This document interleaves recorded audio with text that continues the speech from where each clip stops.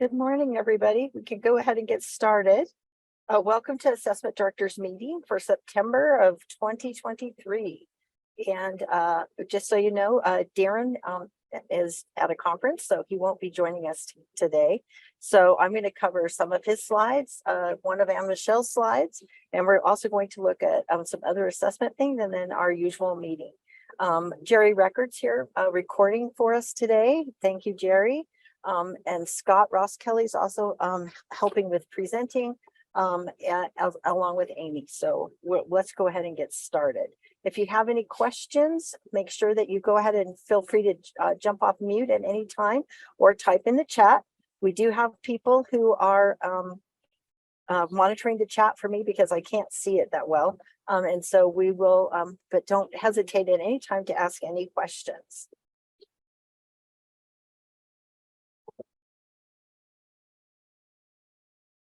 Okay, so as always, Darren wanted to give a update on upcoming board meeting information that's coming.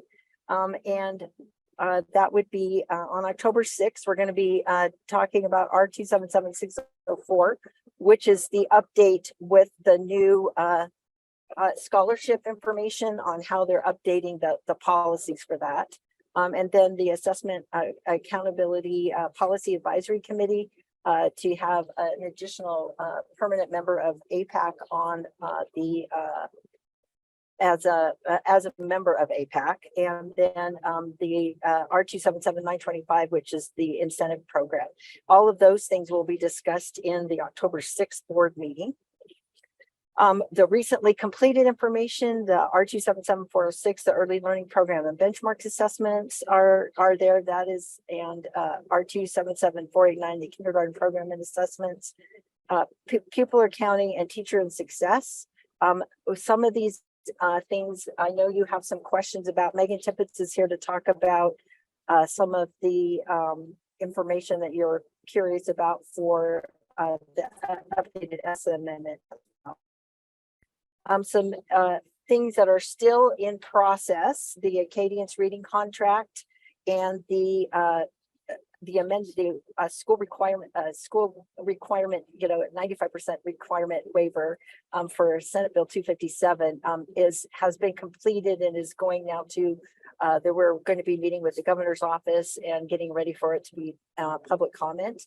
And that is the waiver that was requested by the Senate, that any school with more than 50% parental exclusion, that they would be waived for that. And so that is now in process.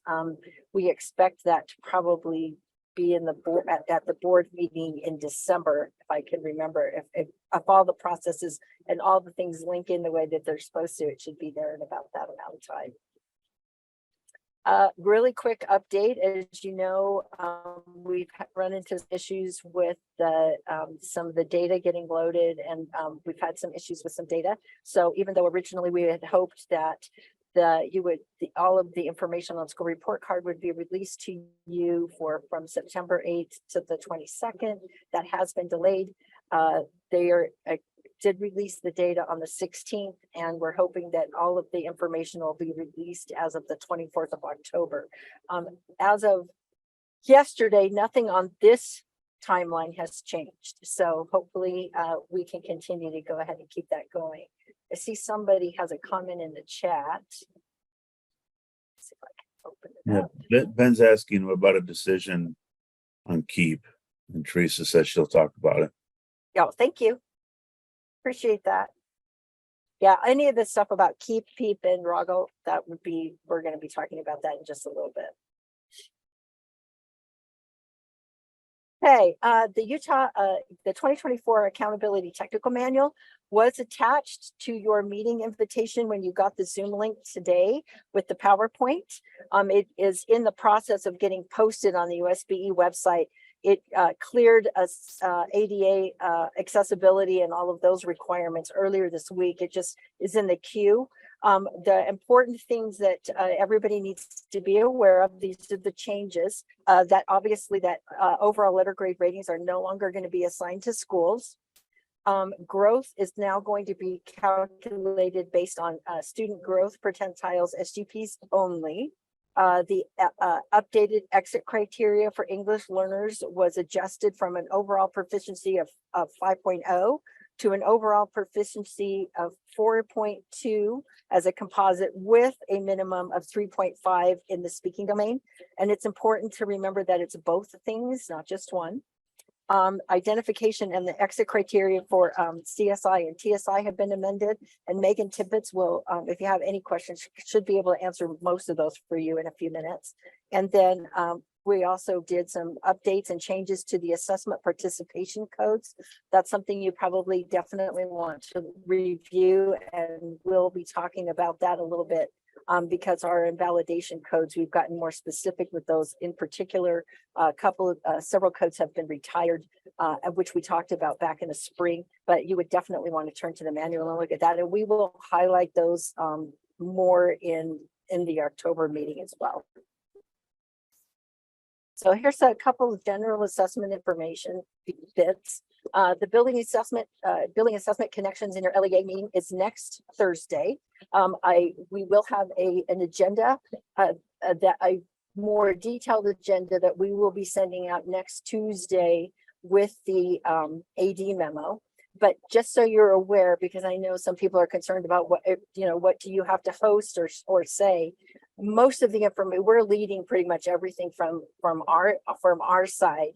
But we are going to be talking about assessment tasks, looking at the rostering information, some of the issues that we've been having to make sure that everyone's kind of aware of the entire process. The content team is going to discuss the item development process because we continue to get questions about these tests don't apply to anything I teach and some of that. So that we're going to cover some of that. We're also going to we're going to create and have you look at the listserv with a new communication template to make sure that everybody who needs to be contacted with that information you're going to be aware of, as well as who you need to contact to save everybody some time. We're going to be looking at test irregularities, testing ethics. A lot of this is going to be, we're going to give you some scenarios and have you discuss. When I checked 2 days ago, we had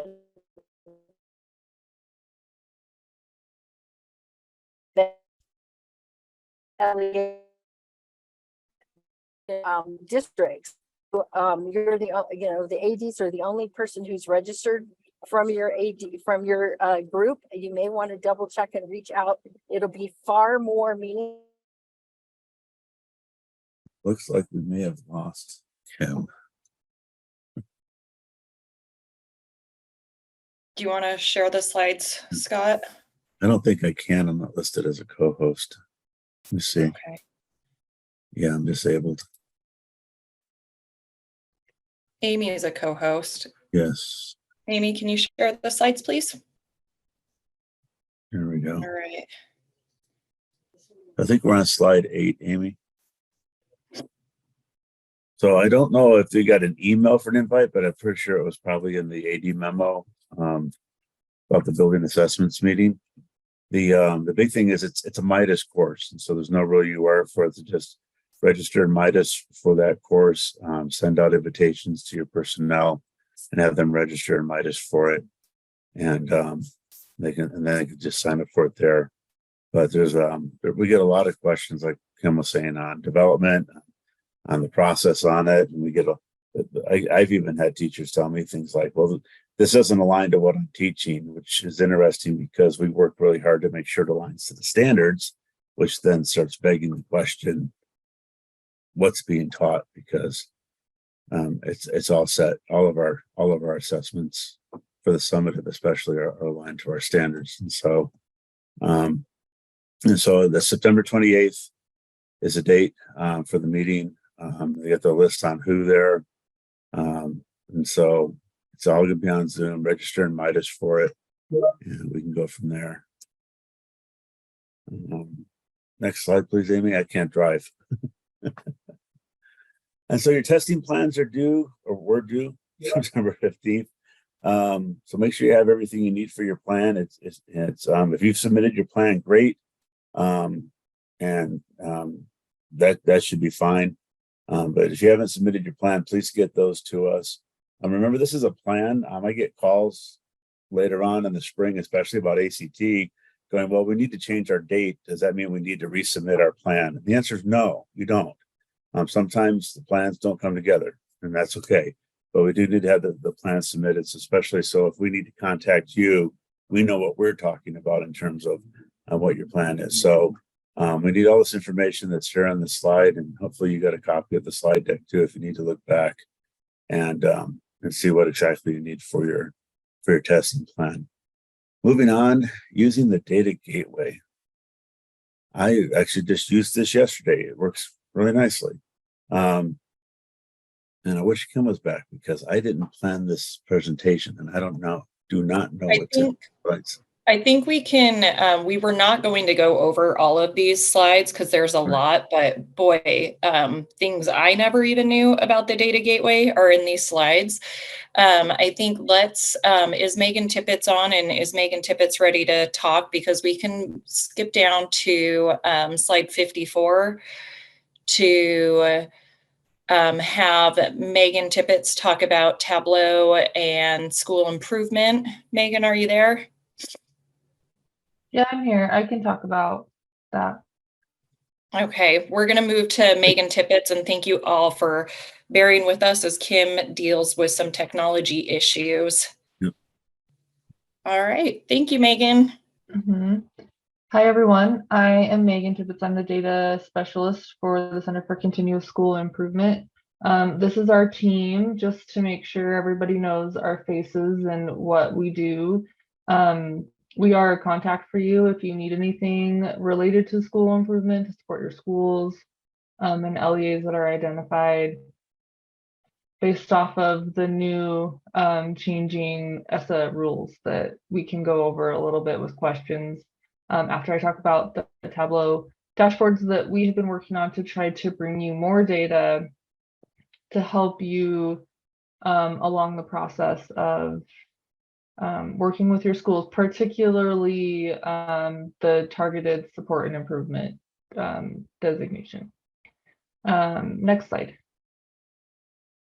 So here is just a list of links that I wanted to make sure you had access to that were readily available of where to find data related to the school improvement. So that includes the assessment and accountability website, the data gateway, the school report card, and then Tableau is also a great resource. I'll go over some of the charts that I have included in Tableau that might be helpful for you as you make improvement plans. Next slide. Okay, so this is our first new dashboard that I've been working on for a while. It includes all eligible student groups accountability scores. So this is not limited just to student groups that are identified for school improvement. You can filter by LEA, school type, and whether the school is identified as additional targeted support and improvement. The legend and the highlighting of the scores, as you can see for 2022 on this image, just kind of sets you in comparison with the cut score for that year and the state average. This is meant to kind of give you a warning system or to help you identify what's getting close to maybe potentially being identified as TSI or ATSI. Once we have the data prepared for 2023, that will also be included on this chart as another column there on the right, I guess. The title in the slide is a link to this chart. So there isn't anywhere on the website right now that you can access this chart. Even if you go to your Tableau, it's not going to be there. We wanted to make this available to principal level administration. So this is on our public Tableau site. Anybody can look at this. We are working on, once we get the website kind of up and moving, some changes that we're doing to the website. These will be available on the Center for Continuous School Improvements page, but they're not there yet. So for now, feel free to click on the link if you have access to these slides, and you can kind of peruse some of these charts that I'm showing you. Another thing to note, this chart will only show student groups that are eligible to be identified per the n greater than 10 rule that we apply to accountability. Do you guys have any questions about that chart before I move on to the next one? Megan, I don't know if it's specific to this chart, but there is a question in the chat that asks if they can create additional Tableau accounts within their district. That is a question for data and statistics. They're particularly busy and behind on requests for Tableau, but I'm pretty sure they can add more if you request from the data statistics help at schools.utah.gov. They should be able to add people to your Tableau for the LEA level access. I saw another question about the link. So if you have access to the slides, I think Kim told me that you have received these slides before the meeting. The title of each of the slides is the link because they're long, ugly links to the dashboard. If that's not the case, once I'm done with this, I'll put all of the links in the chat so everybody has access to them. But for now, that's the link for that. Does that answer the questions I saw pop up in the chat about that? Okay, great, awesome. Okay, next slide. Okay, so this is another dashboard that I've created that I wanted to provide historical data for accountability. There's not anywhere on the website where you can look at multiple years in a row at the same time. And I really wanted to make sure we were able to kind of grasp some of this information and see the trends in student group accountability so that you could make decisions and plans based on the process. So this includes the overall student group accountability score, which would be, I missed one, which would be the very first chart on the top. And then it also includes the breakdown of achievement points and growth points by subject area in the two bottom charts. I made sure to include the cut score for each year in that top, and that will adjust once we get to 2023 as well. So you can kind of see where you, at least the last data point falls on the cut score for that year.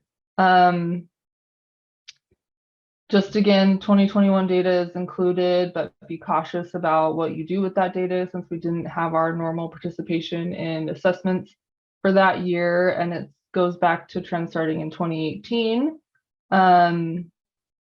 If you click on the overall graph on one of the points on the graph, it will take you to a chart of, which I forgot to include in this presentation, I realized this morning, of all of the cut scores since 2018.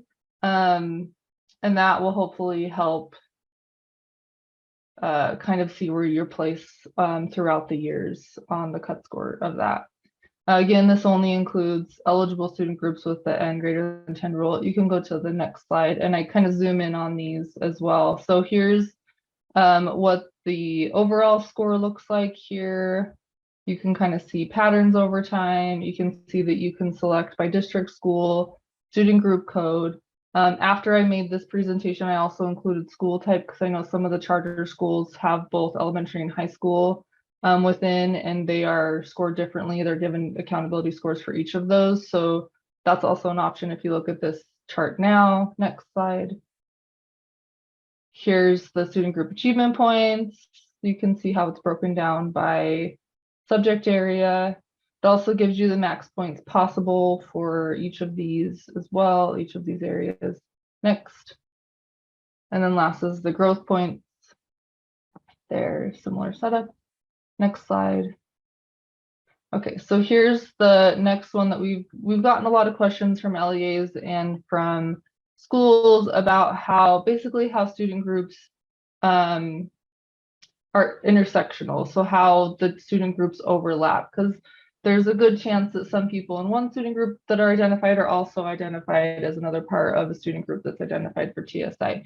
So this allows you to kind of see overlap in the trends in your student groups over time as well.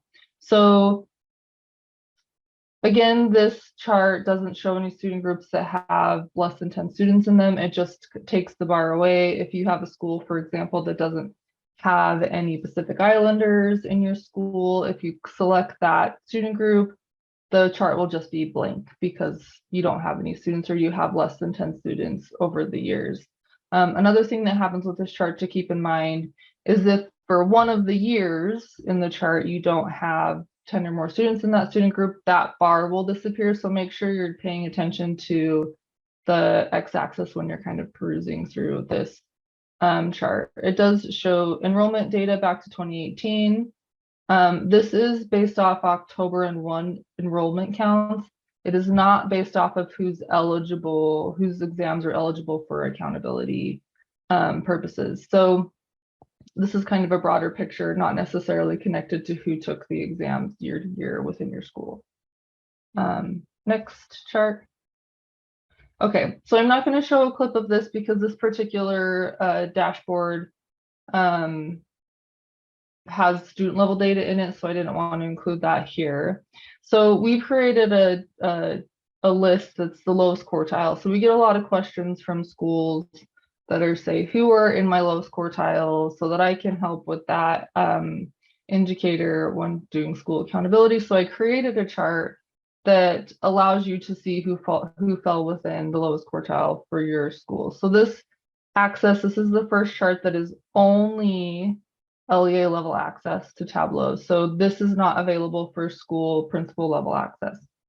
It includes currently enrolled students who are in the lowest quartile in each subject area on the previous year's accountability. So for what's on there now, it shows your students who are enrolled in 2023 and where they fell on the 2022 accountability score. We did it this way because we do know that there's mobility and movement between schools, and we wanted to give you a snapshot of your currently enrolled students. You can also filter by student group, and teacher ID is associated with the student, and it includes a teacher ID that's associated with student test. Again, I'm not going to show an example, but the link is there if you want to look at it. It should only allow you to access the schools within your district. If you see something kind of weird about that, let me know and we can work on it. Next slide. The last chart I'm going to talk about is our graduation rates chart. This is again only available for LEA level access. This chart, this is just a snapshot of one view, and I'll go over the other views on this chart so you can see what's there. But the point of this chart is to give you an idea of high school graduation rates by cohort. So this would be the schools that the students at your high schools are responsible for getting to graduation, not necessarily your total enrollment for that grade or that year. This is one shot. You can go to that. Yeah, that's fine. So this is the first, like the very top of the chart. It includes cohort counts, your dropout rate, and your graduation rate. Next slide. And this one shows total enrollment for the years. The reason why I included this one is because when we calculate for low grad for the identification, we use total enrollment, not cohort count as per code. So that's what that is for. Amy, will you go back to the first slide? I actually want to talk about that. The first graduation slide. So one more back. Okay, so this slide is really cool. We've gotten a lot of feedback on how this is helping keep your graduation rates for U-Treks and stuff like that. Schools have been using it, that we've been able to show them to use.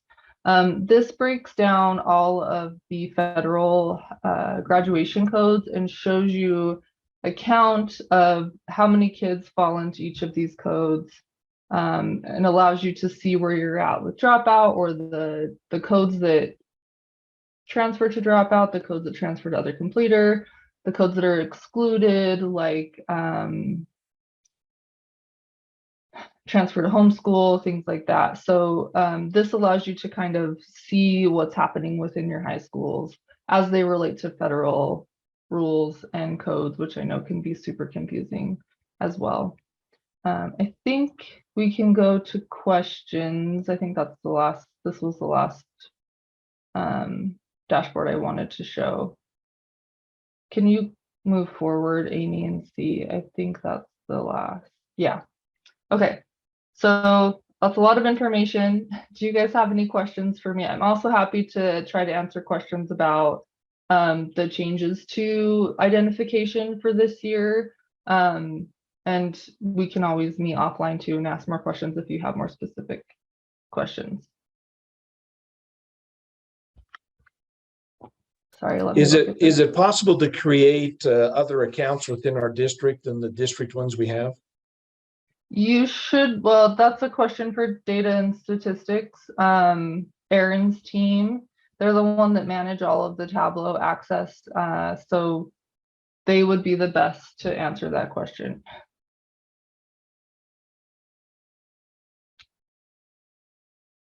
Brooke, I see you have your hand raised. Yeah, I also asked my question in the chat. So in cleaning up graduation rates, I'm finding students who have like they were enrolled with us in 11th grade and then they have a 12th grade enrollment, a full slate of classes for that 12th grade enrollment, but the school is not marked as school of record for 12th grade. So how do we go about fixing that? That's a good question. I don't have an answer for that right now, but I can look into it and get back to you. But that's a really good question that has actually come up a little bit with our graduate schools as well. Okay, thank you. Yeah.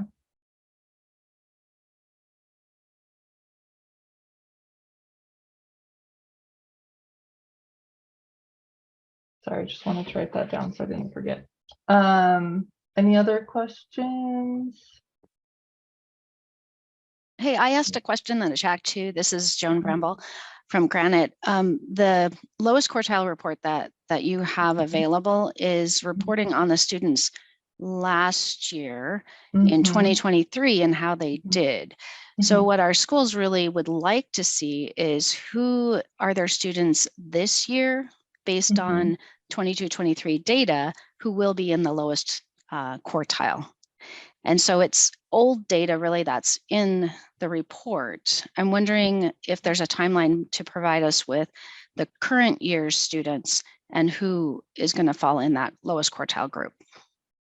So you're asking if there's a timeline for us to show who will fall in the lowest quartile group for the 23 accountability cycle based on the 23 assessments, correct? That's right. Okay. That should be shortly after we publicly submit the identifications for TSI for this year, which will be the end of October. Because of the sort of data concerns and issues that we had that Kim talked about early on, we're still working through that process of identifying the lowest quartile. But as soon as I have that available, I'll have them make a announcement in the next AD meeting or something along those lines so that it's known when that data is updated. But I don't have an exact date right now, unfortunately. I wish I did. Any other questions? Sorry, I'm trying to go through the chat as well.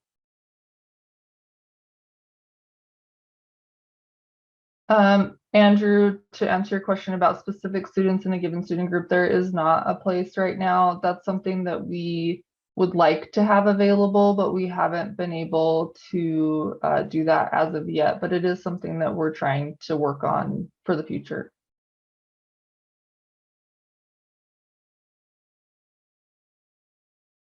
David, for your Tableau, I would reach out to data and statistics. So that email is datastatisticshhelp@schools.utah.gov on here. That first email address, that's who I'd reach out to about Tableau issues.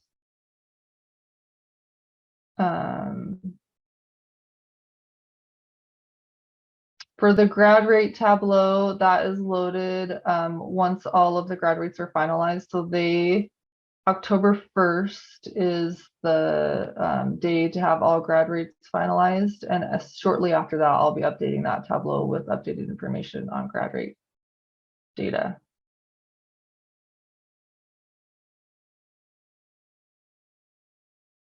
Yeah, Tableau can be not as user-friendly. I agree with that in some cases.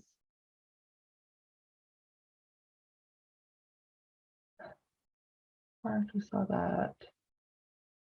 Okay. The new criteria for TSI designation. Is there any other questions that you want me to answer really fast before I dive into that based on the Tableau dashboards? Try to give a quick overview for people on the student groups page. That's a good point, Angela. I'll try to add a little legend for what the student groups mean. So these are the same student groups codes that are found in the spreadsheets that we post on the website, which is why I included them. I wanted that to be kind of a seamless between the spreadsheet, the different data points that we have, which is why I didn't change them to more colloquial terms. Just really quickly to go over the ones that you mentioned.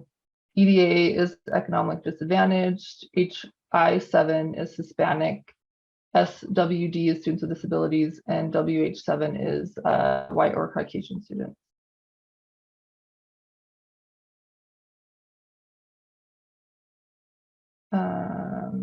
Oh, thank you, David, for answering that question. TSI designations, yes. Data set. When can you expect the data set for this at the same time? Ben, can you tell me what data set you are talking about for the TSI CSI designations? Yeah, in the past, we received a spreadsheet that has all of the calculations for each of our schools. I think last year we got it in January. And I'm just wondering with the new round of designations, when we can expect that same data set. It should be shortly after we do the public release at the end of October. I'm working really hard to make sure that it doesn't take that long as it did last year to get you that data, to get you that spreadsheet. And I'm trying to work on the format a little bit to make it a little easier to understand because it is a lot of information. Thanks. My schools have just come to expect to see that data set. Yeah, which makes sense. I'm glad that people are using it and taking advantage of it. For SGPs, that's a question for Aaron Bruff. He's the one that helps us manage all of our calculations and things like that. And thank you, Kim, for mentioning that. Okay, so I'm going to dive into the TSI CSI designations really fast. So as far as designating CSI, nothing has changed for that for any of the CSI academic growth or grad growth. For TSI, there's a couple of additional, an additional level to TSI. So what we have been calling TSI up until this year is now considered ATSI, or additional targeted support and improvement.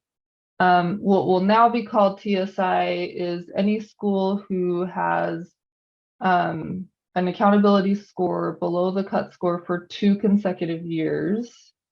The exit for that is kind of the biggest change when it comes to that identification, is that now you will only need 1 year above the cut score to exit TSI.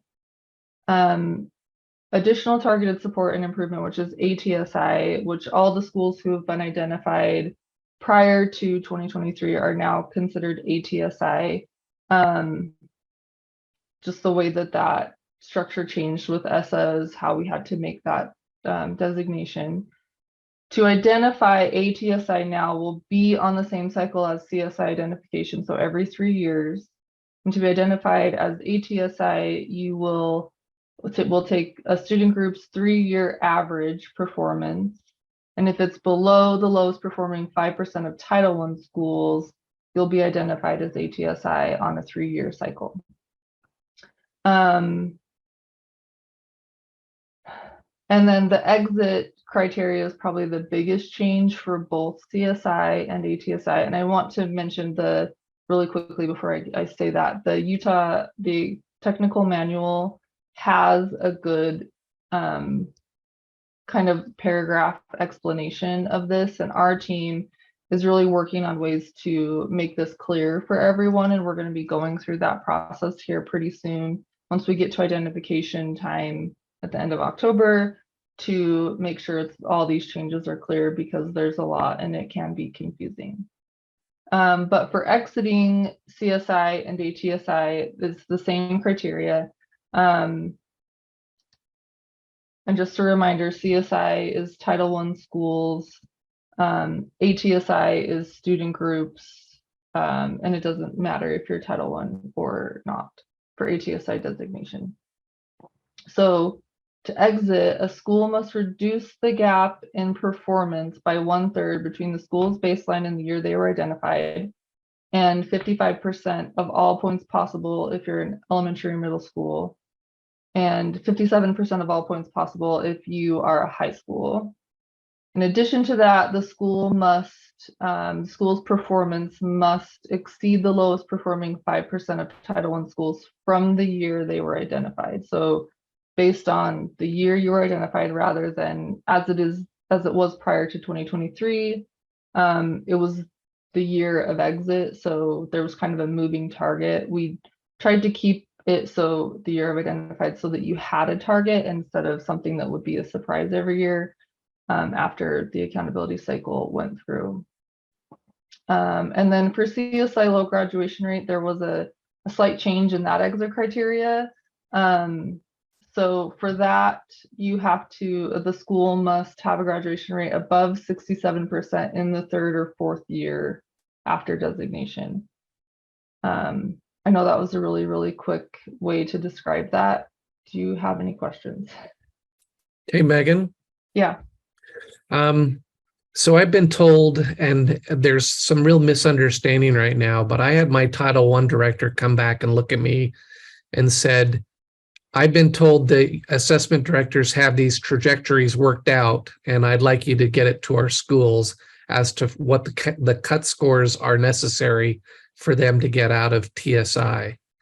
So it's put a kind of a firestorm in my office about trying to do it. And so I've been reaching out to Anne Michelle, but I'm now going to the technical manual trying to make these calculations.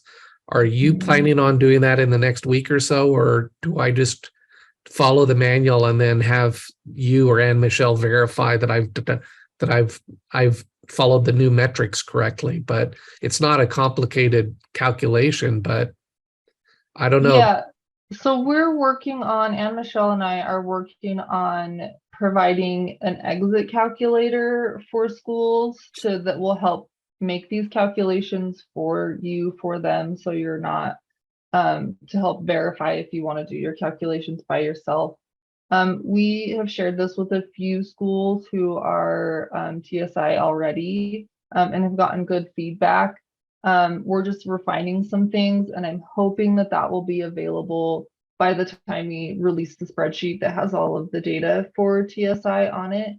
But it'll have basically a fill in the blank way and do the calculations for you, and then lay out a year by year what you need to points you need to gain, or percentage points you need to gain year to year to exit within 4 years. So the short answer is it's confusing, and I'm doing my best to try to make it as clear as possible. And Anne Michelle and I are really working to make sure we have resources available to everyone, so that you don't have to sit down with a calculator and calculate all of these things by hand every 3 years. I guess good news is that because ATSI is on the same schedule as CSI now, we won't be identifying ATSI schools this year. The only designation we'll be doing this year is TSI. That's still annual. And that TSI's exit is, based off of 1 year above the cut score. So does that help? I'm still doing the calculations and hope I do it right. And will you verify that I do it right, I guess? I mean, yeah. If I have schools identified in 2019, then I need to look at all the 2019 data to figure out this trajectory and 1/3, blah, blah, blah. So I would. So how about reach out to Anne Michelle and I, and we can show you what we're Okay. working on. You can give us feedback. I just wasn't ready to share it quite No, I yet in this understand. meeting. I'm the disservice was with it at the Title I meeting. I don't know how it was misconstrued, but at least Oh, all of my schools think that there's a calculation and an answer sitting waiting for them, and they're wondering why I haven't given it to them yet. So yeah, I don't know if that's a understand. statewide thing or just my person heard it different. I don't know if others Yeah, can add, but I don't know. I wasn't at the Title I meeting, but that's neither was I. concerning. Okay, thank you for that, letting me know. That's helpful. Yeah, if you could follow up with Tracy, maybe to find out what was said and if they could correct it, maybe that'd be helpful. Yeah, yeah. Okay, that's great feedback. Thank you. I'll do that for sure. Brittany, there is not a slide for this. I didn't realize that I would be talking about this until after I made these slides, but I can put something together. We're working on like one sheets to try and help give this information out, but it is in the technical manual as well, which was included in that email. Okay, any other question? I know that was a lot of information and it is a little confusing.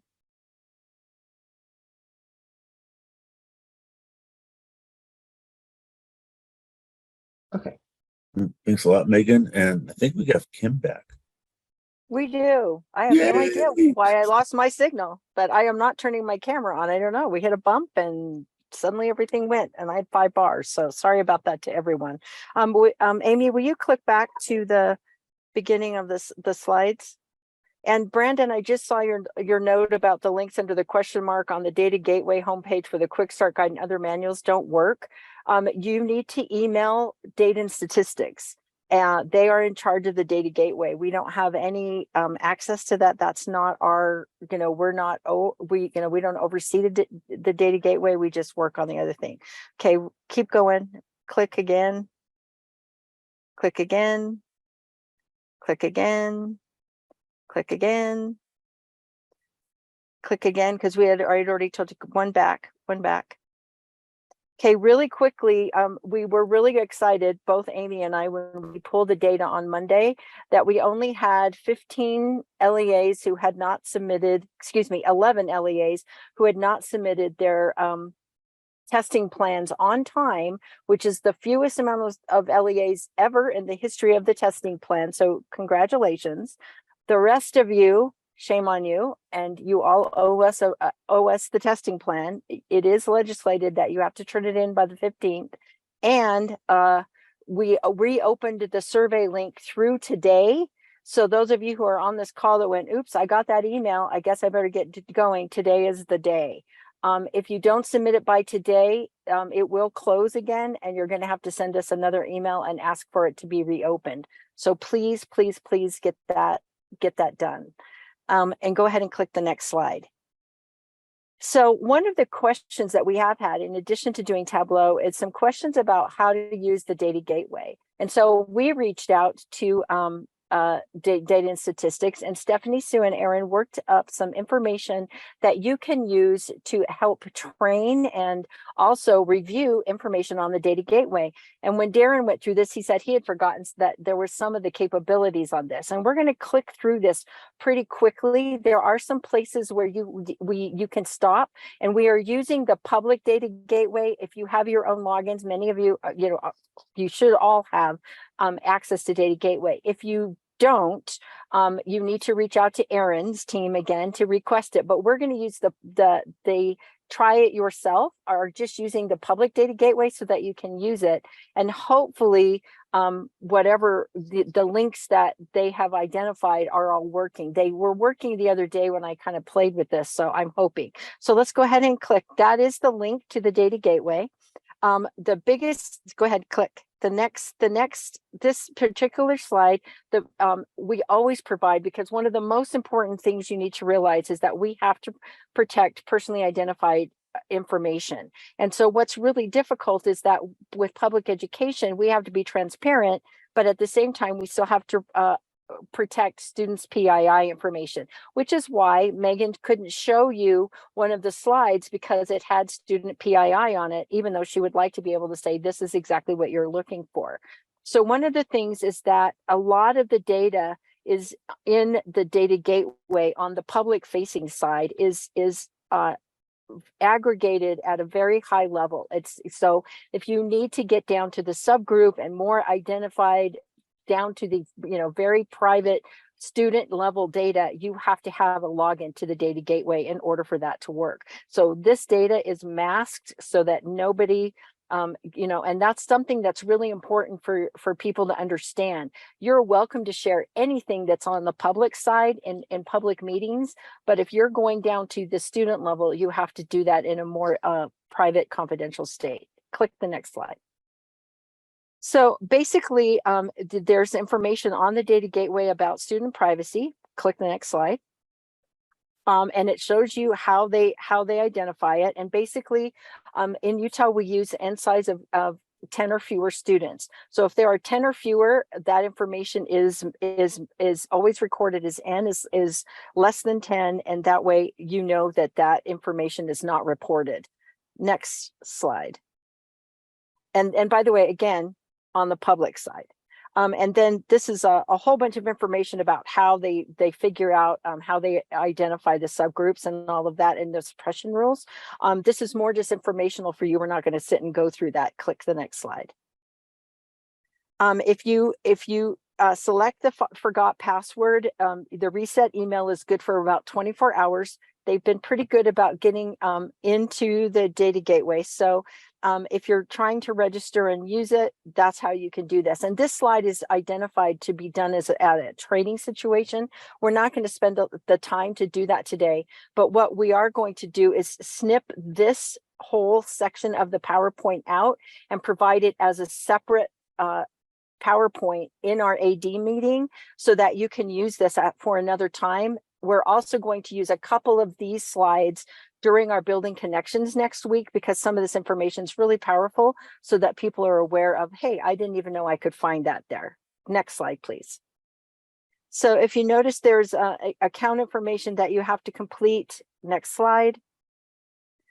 There is a training and quick start guide that you can click on where it says the quick start, which is really good about what's included in this. And Brandon, I'm guessing that the information that you have below that, all of the information that's listed below there, that may be offline right now because they're finalizing the data for this year, but we will absolutely check on that to find out what's going on. So thank you for letting me know that. Okay, next slide.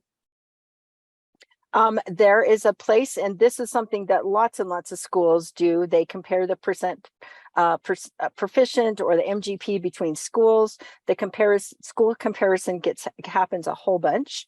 Next slide, please. And it shows you how you can select the year, the school, the proficiency area, the proficiency percent reference, all of the information that what you're looking at when you see the information. Click the next slide. And basically, if you are interested in doing this, you can compare the percent proficient and the MGP between a school and your LEA, and it shows you exactly how to do this. And this is done, I've seen almost everyone do this at least once. So if you feel like going in, clicking in and trying this, you're welcome to try that. But we are going to go ahead and move on to the next slide. There's 44 of these, so there's there. Joan, as we said about the technical manual is in ADA compliance right now. It is in the queue to be posted. That's why we attached the new technical manual to the link to the meeting invite today when you got the slides. So you can go in and look at it. Okay, so, and you'll see it. So it's there. Yeah, no worries. And Ashley, I see. Okay, next slide. This is on state proficiency. How you can find student proficiency levels. A lot of people ask us all the time, when we're going to see the state proficiency. This is where you can find it. Next slide. And then you can go ahead and pick a school, an LEA, a grade level, and you can find it to find out the student proficiency levels before COVID and the student proficiency levels after COVID. And of course, the 2023 data has not been loaded yet. Next slide. Student growth subgroup growth results are also on the data gateway. Next slide. And so you can select a year, a subgroup, and then you can look and see the high proficiency, low growth, high proficiency, high growth, low proficiency, high growth, low proficiency, low growth. So it's a way for you to go in and look at the different quartiles of student growth amongst your LEAs. Next slide. The secure data gateway, of course, allows you to then further drill down to teacher and class aggregates and then student MGP versus proficiency. But again, you have to have a secure data login in order to do that. Next slide. And then you can go in, and the reason why we liked these slides and we wanted to preview them for you as well is that you can see that you could do this the same thing exactly the same way. Thanks, Scott. I know some of the 22-23 data is there. I'm not sure if all of it is 100% updated. So, but thank you for letting me know. Okay, next slide. And then the ACT information is also loaded. Student ACT scores are on the data gateway. Next slide. And it shows you that you can select the LEA with the average composite, your school average, and you have, there's a drop down for years. So if you're trying to do some tracking with your ACT scores, there's a way to do that. And of course, this is all in the public. This is the public side. Next slide. And it shows you how to do that. Next slide. Utah Aspire Plus is also here. Next slide. Same again, that you can go in and look at the state and LEA level outcomes and the score distribution and the proficiency percentage by subject area. There's a lot of information that's already there. Next slide. And then if you're going to do that, you can switch to look at school level outcomes as well. So you can identify, you switched the state level to a school, the year, and then you can do proficiency percent comparisons between grades at a school level as well. Next slide. So again, the instructions for how you can do that and a way for you to have people practice comparing it. Next slide. And then early college. Next slide. Same thing again, it shows you the state counts for your AP, IB, and concurrent enrollment courses and the state percentage of students enrolled in at least one of the courses by student group. And then you can go down to the LEA level. Next slide. And it again, it shows you, basically how you can keep scrolling down. Next slide. Next slide. Then there's the school climate data survey information. Next slide. And it shows you how to sample and go in and select whatever you're looking for. The survey questions, even the survey questions are highlighted there and how they were answered. Next slide. The state graduation rate. We get lots of emails about that, and this is where you can find it. Public information as well as state graduation. Next slide. And it shows you how to go in and do that. And I know for some of you, when you're looking at preparing reports for your school boards, this is where the data gateway is really powerful and can be a real help for you, because you can log in publicly, add that information, and then you can move on to the next one. Next slide. Early learning is there. Next slide. As well as Acadians reading and math. Next slide. And keep going. And it shows you all of the different reading by grade level, reading outcome comparisons. Next slide. The LEA reading comparison. This is basically just the instructions on how you can click and what you're seeing. Next slide. And again, it tells you how to tap into your well above, well below. Next slide. The growth by grade level, percent by benchmark for selected grades. Next slide.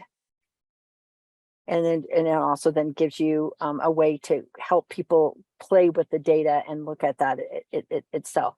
We're going to use a couple of these next week so that the ALS directors, curriculum directors, anybody who's joining you from your teams as well as you has some familiarity with this, particularly because this is pretty powerful data that a lot of people aren't aware of how to go in and actually look at some of this.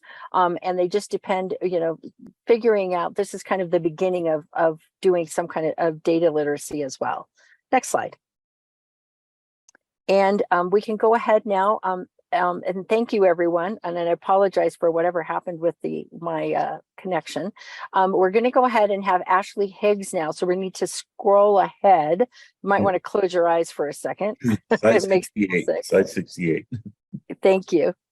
And we're going to go ahead. Ashley Higgs is here to talk to you about elementary keyboarding. Hello, Thanks. hello. Can you guys hear me okay? Perfect. Awesome. So my name is Ashley Higgs. I work at the Utah State Board of Education and I oversee elementary keyboarding here in the state. And today I just wanted to kind of go over a couple of things with regards to elementary keyboarding and hopefully answer some questions that you might be getting from your schools. So I'm going to give you an overview of keyboarding. I'm going to talk about the grade 5 proficiency report, as well as the elementary keyboarding methods workshop, and then the elementary keyboarding endorsement. So you can go to the next slide, please. So it is in board rule R277700 that there is a requirement for elementary keyboarding that says an LEA shall assess students for proficiency in keyboarding by grade 5 and report school level results to the superintendent. And by definition, we are defining proficiency in keyboarding as a student's ability to key by touch. In the past, it used to be that students had to reach a certain speed with a certain amount of errors, and talking with educators, both at the middle school level and at the elementary level, what they really wanted to focus on at that elementary is really all about technique and making sure that kids were using correct finger placement, having the proper technique. And then once they get to that secondary level, that's when the speed and accuracy is really going to keep up because they're on devices more, even though we have a lot of schools that are on a one-to-one device at that elementary level. Okay, next slide. And then the mission of keyboarding is just basically that all K5 keyboarding in Utah, that Utah students all possess keyboarding proficiency by grade 5 and then improve upon speed and accuracy through their secondary education. Next slide. Now, the proficiency report, I think, is a lot better than it was in the past. It used to be an Adobe file that you ended up having to email, and we've kind of just shifted it over to a Google form, which I've linked it on this slide. The form opens May 1st and it will close June 1st. So that gives you guys about a month or so to figure out like when you want to do it. It doesn't mean that the testing has to happen during that time, because we know that there's all these other things that happen at the end of the school year. And basically, the report is just asking about the school and the instructor's information, the keyboarding instruction, like do you use a software? Do you do teacher directed? Do you do a mix of both? And then keyboarding proficiency. All we are asking for is numbers. There's no identifying factors with regards to students. It's basically saying, how many students got a 4, how many got a 3, how many got a 2, how many got a 1, and how many weren't tested. And then go to next slide, please. And then this is basically how we test it. So meeting expectations, just like it says in board rule, is kids can touch with, can type with, key by touch. There we go. And then an advanced would be kids can do it with proper technique. And then partial is students look at the keys most of the time. And then little to no mastery is students are dependent on it. And the reason we like this is because anyone could walk into a room of kids doing typing and be able to identify whether a kid could key by touch, would sometimes have to do it, have great technique, or vice versa. And so it's not really, it's really easy for anyone to be able to do it, because at that elementary level, you have different people teaching the keyboarding within a school, depending on the district. Next slide, please. Now, the keyboarding methods workshop, we offer it 2 times a year, once in the fall and once in the summer. We used to do one in the spring, and we rarely got people registering for it. And we finally just asked, like, when do you guys want this? And the consensus was fall and summer because everyone's just way too busy in that spring session of school doing end of year testing and all of that sort of stuff. And so we do a keyboarding methods workshop that covers the strands and standards. It covers what key by touch is and technique. We've incorporated some of the computer science standards so that we talk about that, and then talking about student improvement for it. Now, I'm going to do a shout out to Bear River right now because their CTE director has coordinated for this go around for the fall keyboarding methods workshop. Is they have set a time, because the methods workshop is a self-paced Canvas course. So people who have 2 weeks to complete it. It takes approximately 8 hours and, 16 hours. And teachers can either get relicensure points or up to 1 USBE credit, depending on if they do the required assignment afterwards. But one thing that Bear River has done is they have set a time within that 2-week block to pull all of their paras or all of their teachers. And then they've had a teacher that has been teaching keyboarding for a long time to help facilitate. And they're going through the Canvas course as a district so that they can say, okay, this is what we're going to do in kindergarten. This is what we're going to do in 2nd grade. And it's giving them that collaboration piece as they're completing the work. And so that's something that districts are able to do. Another thing my facilitators and I are talking about is, do we want to do a in-person one? The benefits of being able to do this self-paced Canvas course is that I know there's not a lot of funds for subs and things along those lines. And so that's a great thing. But with how Bear River is doing it, it's giving us talk on, is it something that would be valuable to do a 1-day training, in-person training for teachers to do this? I would love your thoughts. If you want to throw them in the chat, or my email will be on this website, but we're just trying to look and see what would be best for those teachers at the elementary level. It does cost $35 plus a processing fee, and this just pays for the facilitator to facilitate the Canvas course, to do the grading, answer the emails, questions, whatever. And then, like I said, there's options for credit, either 1 USBE credit, which requires an assignment to be completed based off of board rule, and 16 relicensure points. Okay. Question was, who is this recommended for? I tell anyone that is going to be involved with kids doing keyboarding at the elementary level. So it could be teachers, it could be paras, it could be library media specialists. Some schools have tech coaches. So I say anyone that wants to improve what a kid is doing so that they're better off when they get into that secondary level. It's great, because I don't know about you, but I think kids are using Chromebooks on almost anything that they're doing nowadays, whether it's activities, apps, writing papers, whatever. So anyone that is going to interact with a kid using a device, I would recommend the workshop for. Great question, Susan. Next slide. And then just last but not least, there is an endorsement that a teacher can get if they have a license. The associate level, all they need is a letter of recommendation from their current administrator on why they are a great fit to teaching this. And then the professional level is their elementary methods workshop, which we just talked about, and then an industry certification. They can either do the Google certified level 2, which is what I typically recommend because that's what they're using at that elementary level, or they're more than welcome to do the Microsoft Office certification. And then this endorsement attaches both to either an elementary or a secondary license, which is the nice thing. Okay, next slide. And then I've just linked some important resources. The listserv is what I have, what I send emails out with regards to the proficiency report or standards or anything like that.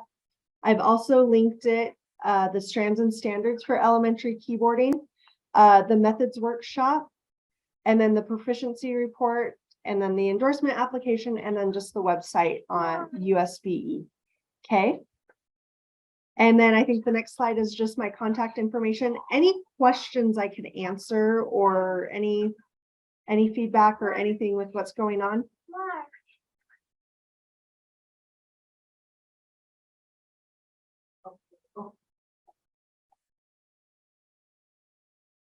All teachers. I would. So let me just clarify with regards to standards. We wrote the standards so that it is based off of by the end of second grade and by the end of fifth grade. So that in the past, it was kind of like it was all the LEAs waited until fifth grade, and then they're like, oh crap, we have to do this with our students. And so what we tried to do is divide it up so that you as an LEA could lay out it and say, because feedback we got from kindergarten teachers when it came to devices was, we're just trying to get the kids to memorize their login information and being able to log into the apps and it not taking 30 minutes. And so for an LEA, they could say, you know what, this is something that you could do, and say by kindergarten, they can log into their device without any help. By first grade, they can log in and log out with to their devices and apps. And then by second grade, they can do whatever's left over in the strands and standards, and then do the same for third grade as it builds upon it. The proficiency report is a Google form, so you just need to submit it and it comes to me. So you don't need to worry about emailing anything. It's just a Google form. And then LEAs decide who's going to turn in the Google form. So sometimes I have people that have coordinators that get the results for all of the districts and then put it in. Or I have it where the school does it individually. It just depends on how the LEA wants to set it up. Okay. You're funny. Okay. Any other questions? Are we getting ready for the party? Great questions, Susan. Yeah, she's done. She's not done yet. Okay.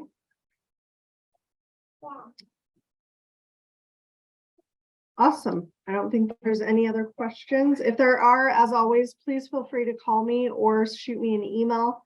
I'm happy to do it. I know a lot of your teachers have been on the listserv because I got questions with regards to the standards and the methods workshop. So that's an awesome step and things like that. So thank you guys. I appreciate you letting me be here.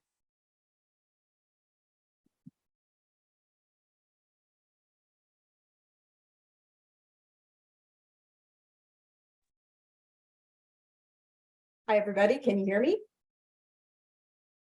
Excellent. All right. So I'm here to discuss some rostering. Just a quick update. We've been having a little bit of an issue with our upload to Amplify in the last week or so. So if you've had new students start with you in the last week, you may not have seen them in Amplify. We are working on it right now. We're working on a fresh student upload as we speak. So if you have a new student that you haven't seen in Amplify, you can just go ahead and check later this afternoon or tomorrow morning, and they should be in there. So all the other assessments seem to be rostering just fine. If same as usual, just go ahead and email me if you have any problems and I'll look out for you. All right, so just general reminders. If you have a new student, allow 48 hours, 24 to 48 hours for them to show up in an assessment. And just another reminder, please don't share any student PII in emails with us, with assessment vendors. Just SSID should be just fine. Check for your UTREX errors just in the data gateway. You should be able to see them right there. UTREX errors are one of the top reasons why students don't roster for assessments. Next slide.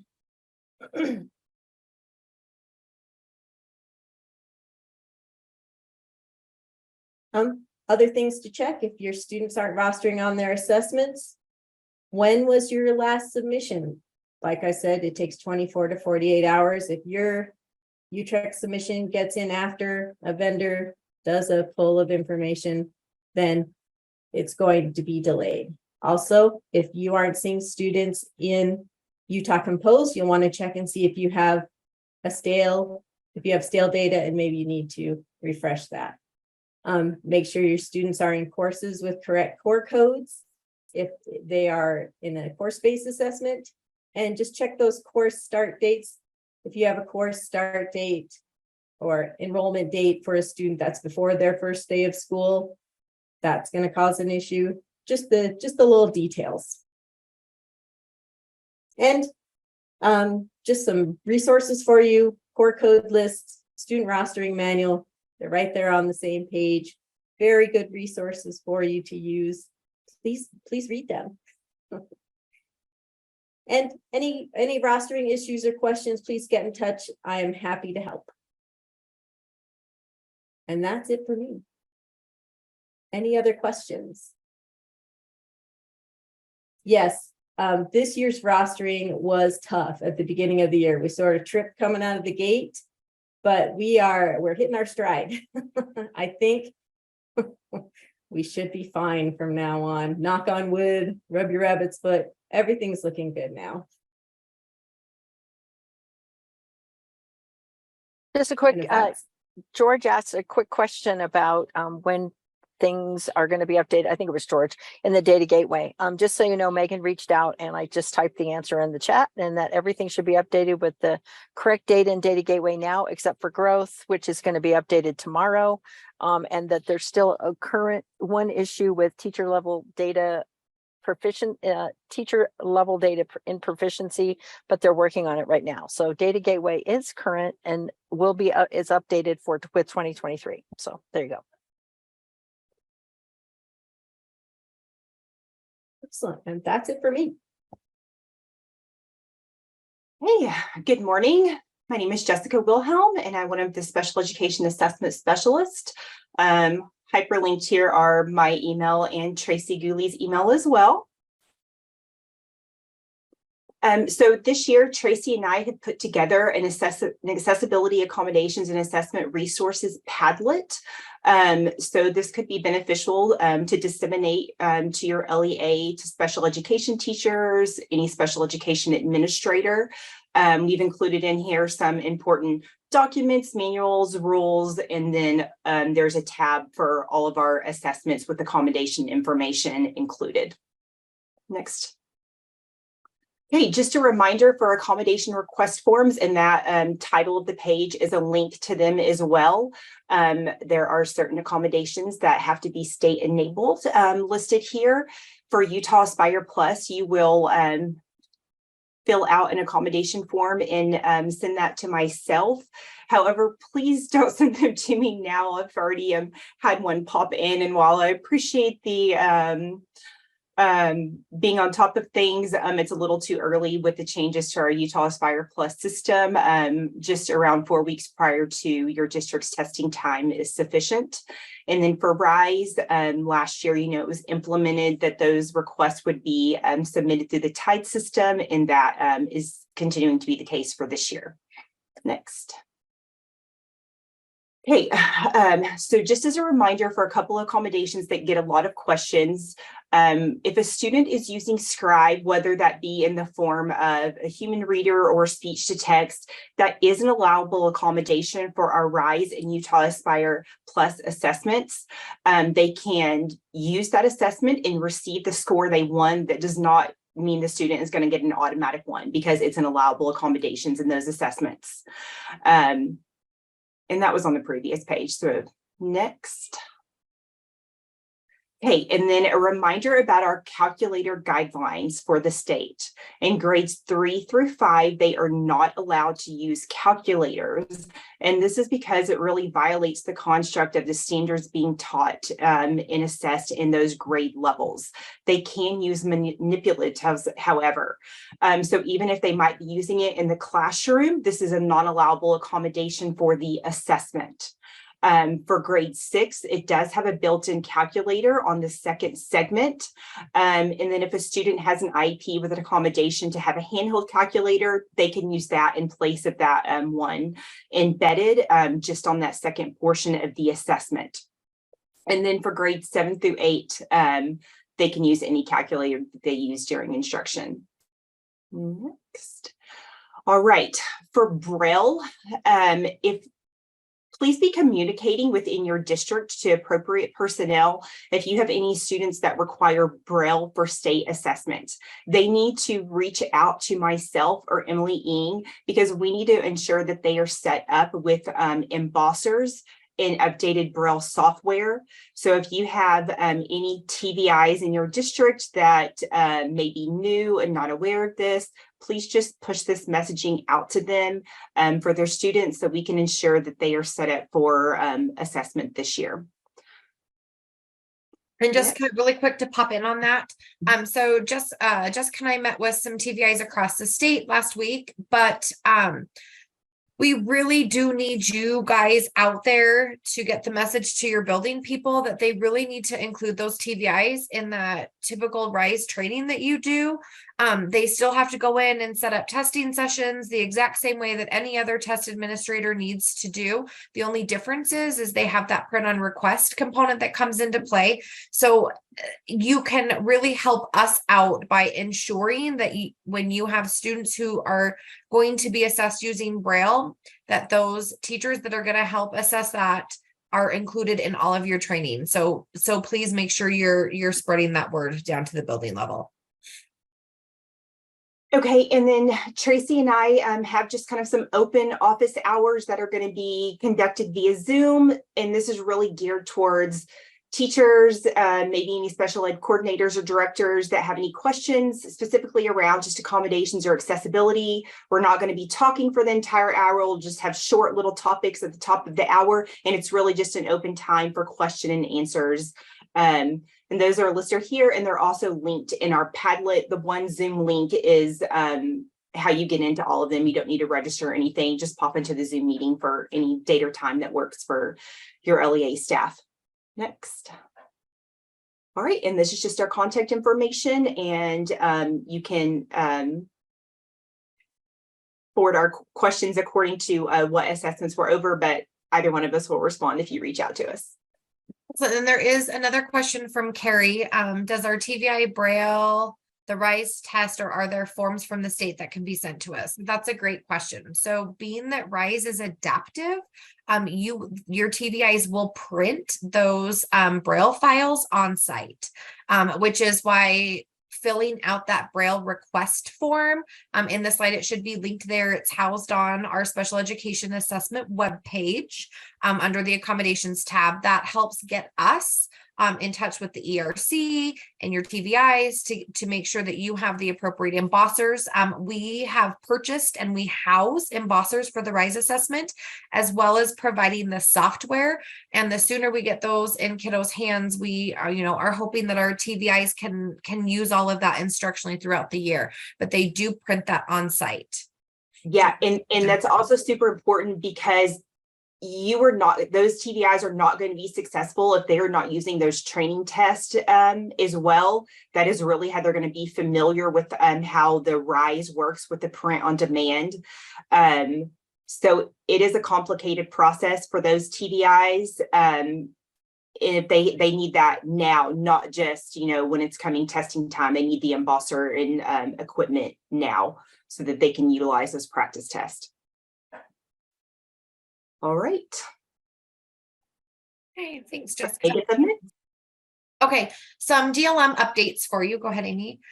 So just your reminder that training is now housed, all those required training modules are housed within Educator Portal, which is awesome.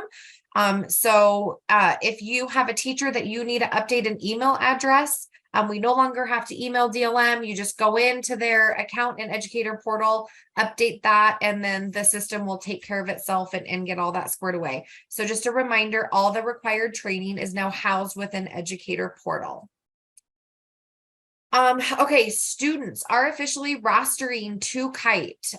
So we are now loading students in. On nightly loads, DLM reaches into our UTREC system and pulls at 9 p.m. every night. So if you send to us before 9 p.m. and your load completes before then, your students should then move into DLM overnight. Otherwise, you'll have to wait an extra day, but that is working. They are loading in and out. If you find that you have students that are in there that should not be, or you have students that should be in DLM and are not, please contact me so that we can look and make sure that it isn't something on your end or our end. So just stay in touch with me. And again, it's that 1% flag. So if students need to be in DLM, you set that 1% alternate assessment flag in your SIS system, which is usually housed within the SCRAM record. So you can now begin rostering students. There's, last time I checked, there was over 2,000 students in there, so you can start creating those rosters. And then as soon as rosters, students are rostered to teachers, teachers will now have access to individual score reports. So you can definitely get going on that. And the TA document on how to do rostering is housed on the DLM district Padlet. Okay, go ahead. A reminder that I'm doing a DLM district coordinators training. It's virtual, so this is not for teachers. This is for those who have been assigned a district user role in DLM, and they help do rostering and students and monitoring assessment and all of those things. So it will be October 23rd from 9 to 12. It will be virtual, so please register. I will record the training and it will get placed on the district Padlet if you can't attend. But if you can show up in person, that would be great. It's a great opportunity to learn how to do all those things and ask questions. And then a reminder, DLM teacher trainings. I've felt like there was a need last year for more training, so I scheduled 9. I do have registration sitting very, very low in a lot of our courses. One thing I did notice is in the slides in August, I did have the wrong registration course in there. So I don't know if that had an impact, but we have canceled the Manti training that's happening tomorrow. So I had a couple people registered. We're just kind of making arrangements to help meet their needs. But right now my St. George training yesterday was only sitting at like 2 people.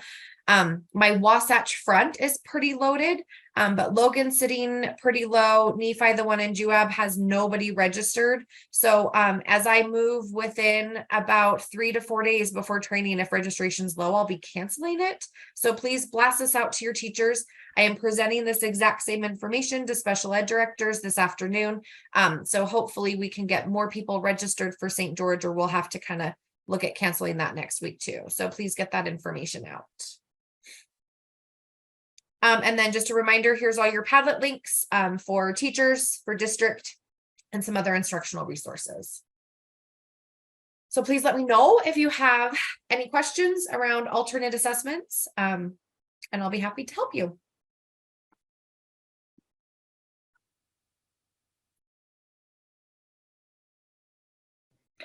All right, we should be pretty short today. Of course, our contact information if you have any questions. Okay, this feels like a repeat because it is, but I can't tell you how many questions I am still getting about screening. Please remember that the home language survey has been updated. You can access the home language survey on the Title III website. Also, please do note that the qualifying criteria did not change. It is still an overall composite score of 5.0 or higher that is deemed fluent and proficient. So those students do not qualify for services.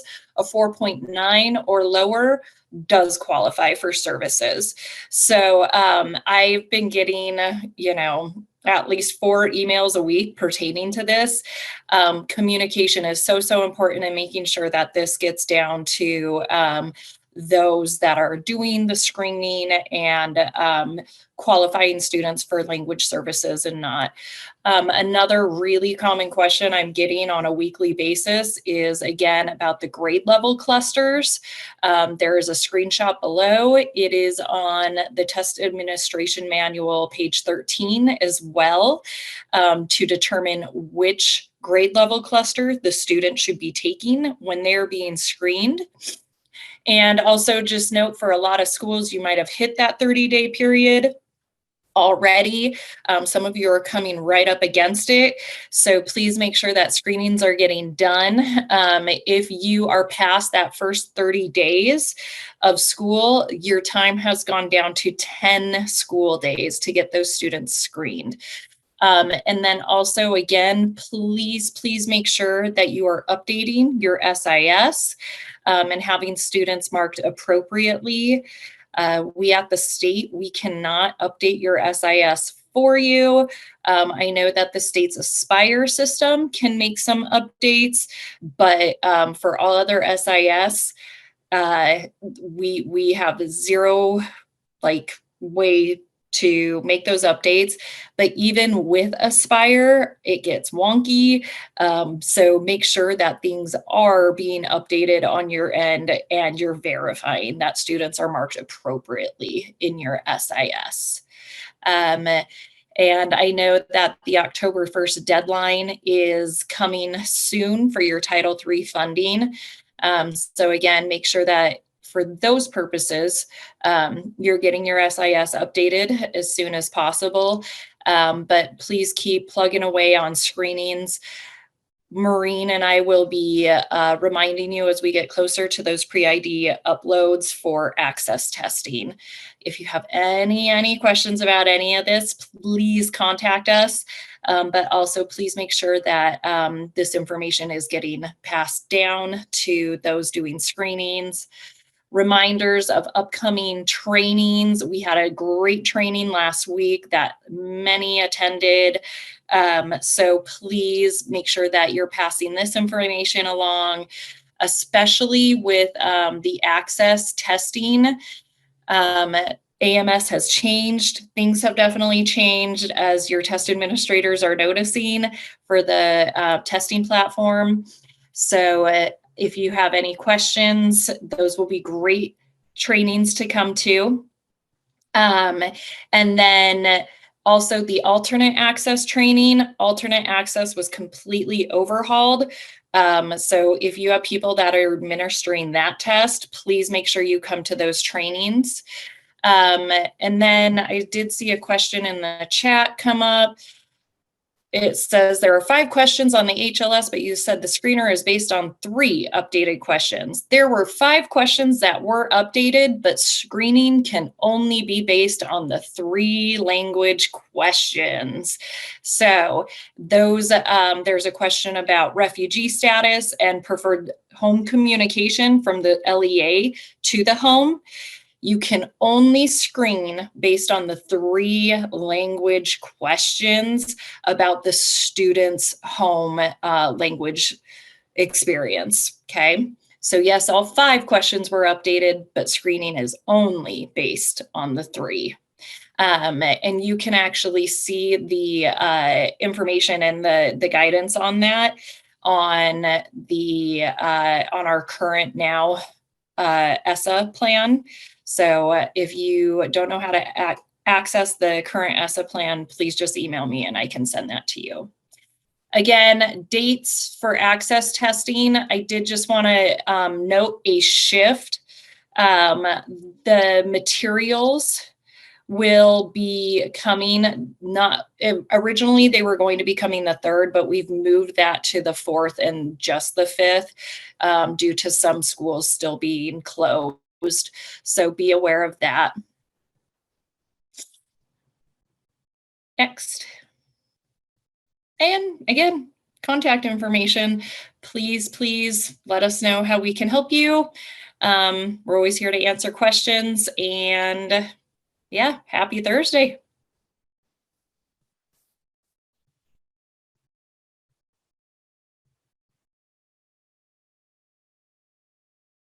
Hello, Megan, everyone. Do you get the question about the one sibling in the chat? I sure did not. Yeah, that's a great question, Jenna. Really unique situations. So you can't screen without the home language survey saying anything other than English. And definitely we can't operate on assumptions. You never know a student's home situation. One sibling might be living in one home, another sibling might be living in another home, things might have changed, right? I would just say contact the parents or guardians in these instances to find out what the situation is, to better understand what the student's language needs are. Again, you can't screen a student without the home language survey saying something other than English for those 3 language questions. So again, home situations, they're variable.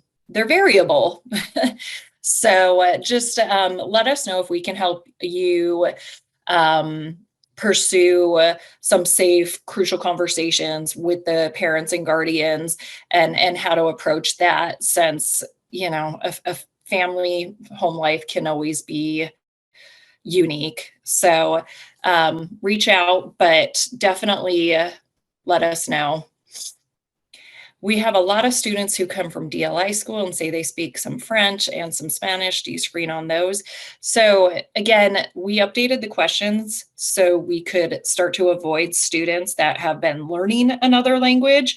The purpose of the home language survey is to identify a student whose primary language, first language, is something other than English. So we can start to weed out. If a student is becoming multilingual because they are learning another language, but English was the first, English should still be indicated on the home language survey.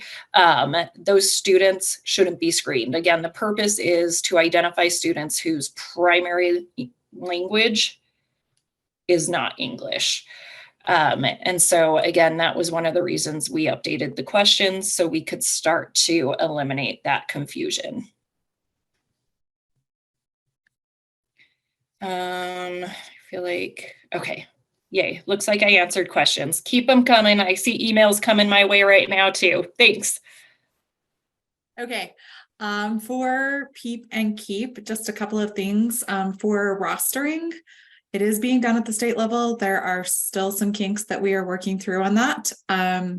Teachers do need a Cactus ID in order for students to roster. So if you do have your preschool teachers and they do not have Cactus IDs, you will need to hand roster those students into the system, or you can have them apply for a Cactus ID. So they do not actually have to be a certified teacher to apply for the Cactus ID. They just have to initiate the background check, and it will give them a Cactus ID number, which you can then input into your SIS system and connect them in Data Gateway. So if the Cactus ID has not been added into Data Gateway in their Data Gateway account, it will again not connect them because the PEEP is on the Data Gateway. So for I don't think the updated slides got in here. So for the KEEP, data must be entered in the Data Gateway by September 30th. For the PEEP, there is an extension until October 20th. So we do recognize that rostering has been bumpy for the PEEP, and that there are a lot of people who do not have all of their students in the system. And so we want to recognize that. So there is an extension until October 20th for the PEEP assessment rostering. And then also, there is currently an issue where a lot of classroom teachers are not able to see their students. So just know our IT team is working on that and trying to figure out the issue. They thought they had a fix for it, but then it ended up causing some other issues. Our current IT staff are not the people who built this platform to begin with, so they're going in and trying to figure out exactly how the code works and what everything does. So I am sorry. I apologize for the issues that we've been having. So they are hopeful to have a solution soon. Catherine, just provide those KEEP reports like you are your Acadience reports, so that the end of October. Okay, go ahead. There is an assessment change for our kindergarten.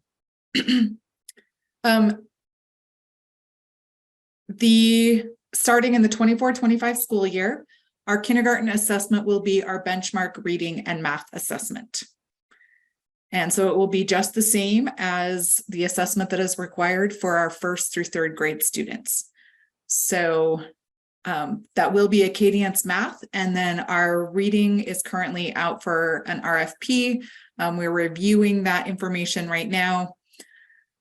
We had a number of submissions, so I don't know who our benchmark reading assessment vendor will be for next year. So just be prepared that there will be some type of change for all or most of our LEAs in the state. So for next year for benchmark reading. So if you have testing teams or your teachers do it, just make sure you are planning for how to make sure those people who are going to be doing that reading benchmark have been trained. So I will be providing training around the state. We will also have hopefully some training through the vendor as well.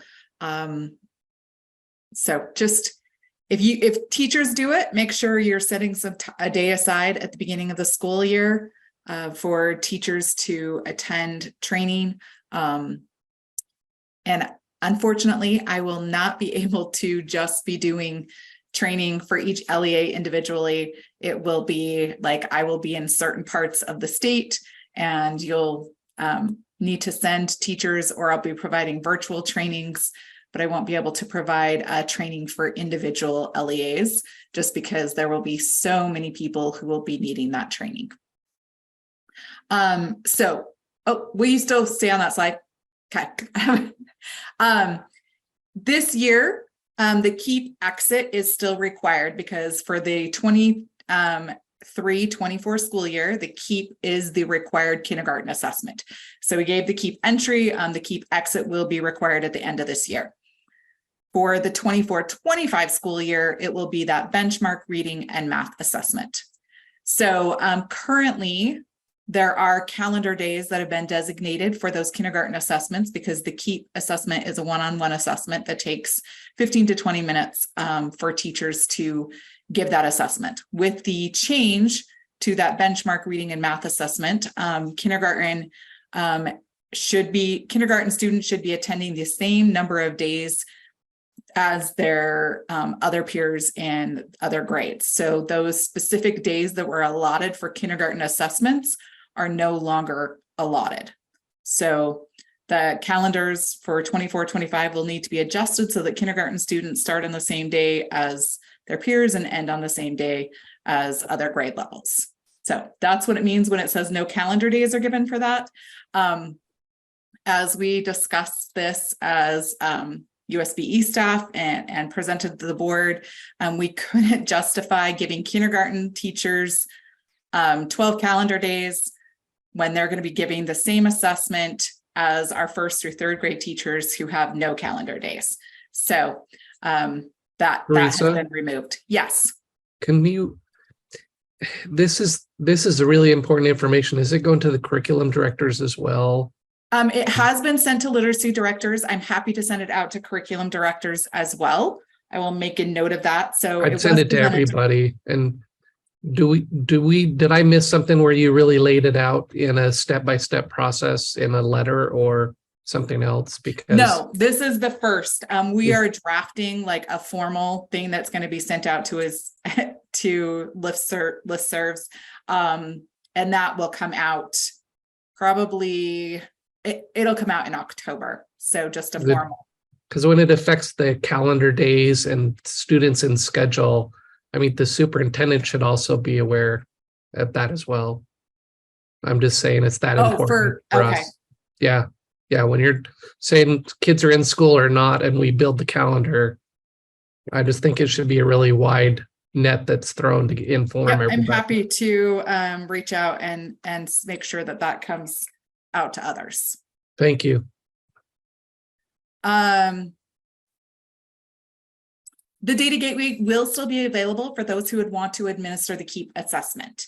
So if the data does not have to be entered into the data gateway, but you can enter it and then still pull those reports. So we are still going to support the KEEP assessment, because I do realize there are a number of LEAs that really value that data and that utilize that for creating their classes and providing support and interventions for students. So we do still want to provide that for you. So that was one of the things as we presented to the board that I requested, was that you still had access to the KEEP assessment.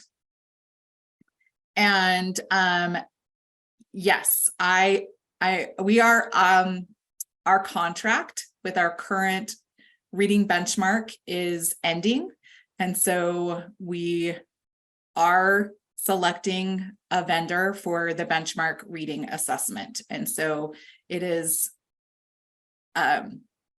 we currently have 2 vendors. We will be going to just one vendor because we want the same assessment for the entire state. And currently we have 2 different vendors that can provide the same assessment. So everybody's using the Dibbles Acadience Next assessment. And that will be changing, and there will only be one vendor who can actually provide that assessment. So we are evaluating and determining who that vendor is going to be. And so we could have the same assessment with a specific vendor, or we could have a different assessment with a different vendor. I do not know yet until we go through that process. So we are hoping to bring that to committee in November and before the full board in December. So just there will be a change for at least some or all of our LEAs in the state. And that's just unfortunately the way that it is and the way things have turned out. So I do recognize that it will be hard because teachers will be asked to learn a new platform potentially. And so Bryce, we do have a number of staff on our committee that goes through the RFP process. So we do have some people from assessment directors, we have some literacy directors, and then USBE staff, and we evaluate all of the proposals with a rubric and scale them, and then the proposal that has the highest points is the one that wins the RFP to be the benchmark reading provider for the state. So there isn't really a LEAs can't actually give input on that process. The input that is given is the people who were selected to be as part of that committee. So Teresa? Yes, go ahead. Can you or Kim address how this relates to the math benchmark in those same grades? Yes, so I'd like to try to get planning to know my change plate's feeling full right now.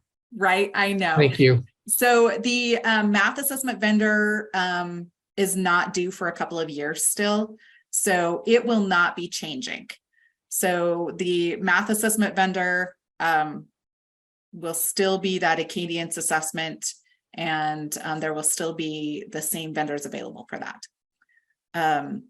I cannot say who has applied for that. So we do have a number, more than actually I expected, that have applied, and we'll be evaluating all of their information.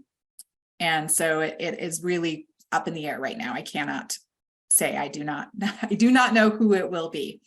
So any other questions as far as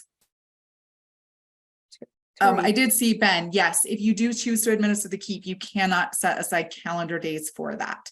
So there have been a couple of LEAs that have not been using calendar days that we have reached out to that have some ideas.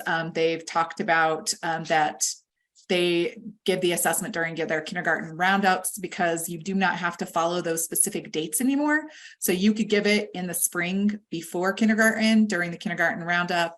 They talked about training secretaries and paraeducators as parents came in and register their kids over the summer to just take 15 to 20 minutes to give the child that KEEP assessment right then, because it doesn't have to be given by teachers, just somebody who has been trained and gone through that Canvas course so that they understand how to administer it.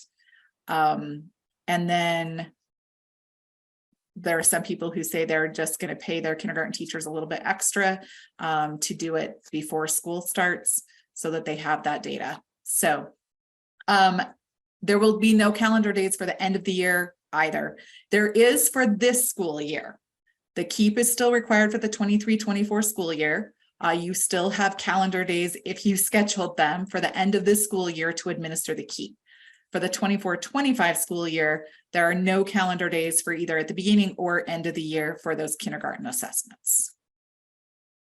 If you had parents who opted out of KEEP, if it is a large amount, so it's like going to significantly impact your data when I go and pull, then yes, please email the SSIDs to me of those students.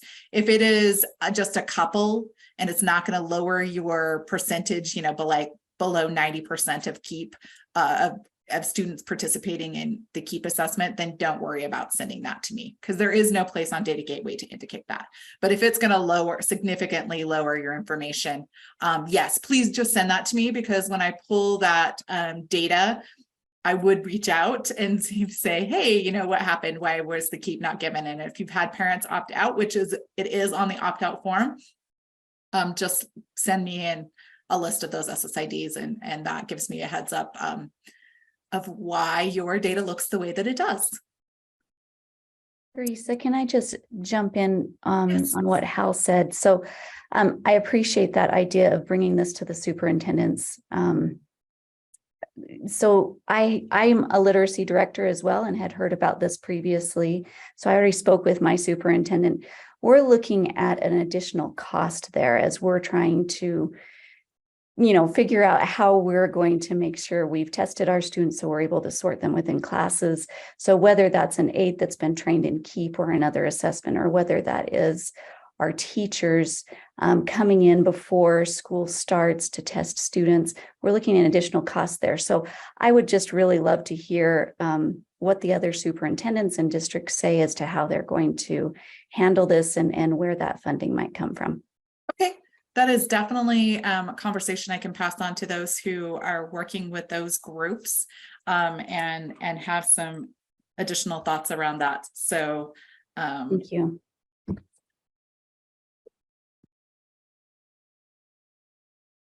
Okay. Any other questions? I know this was a big one. So okay.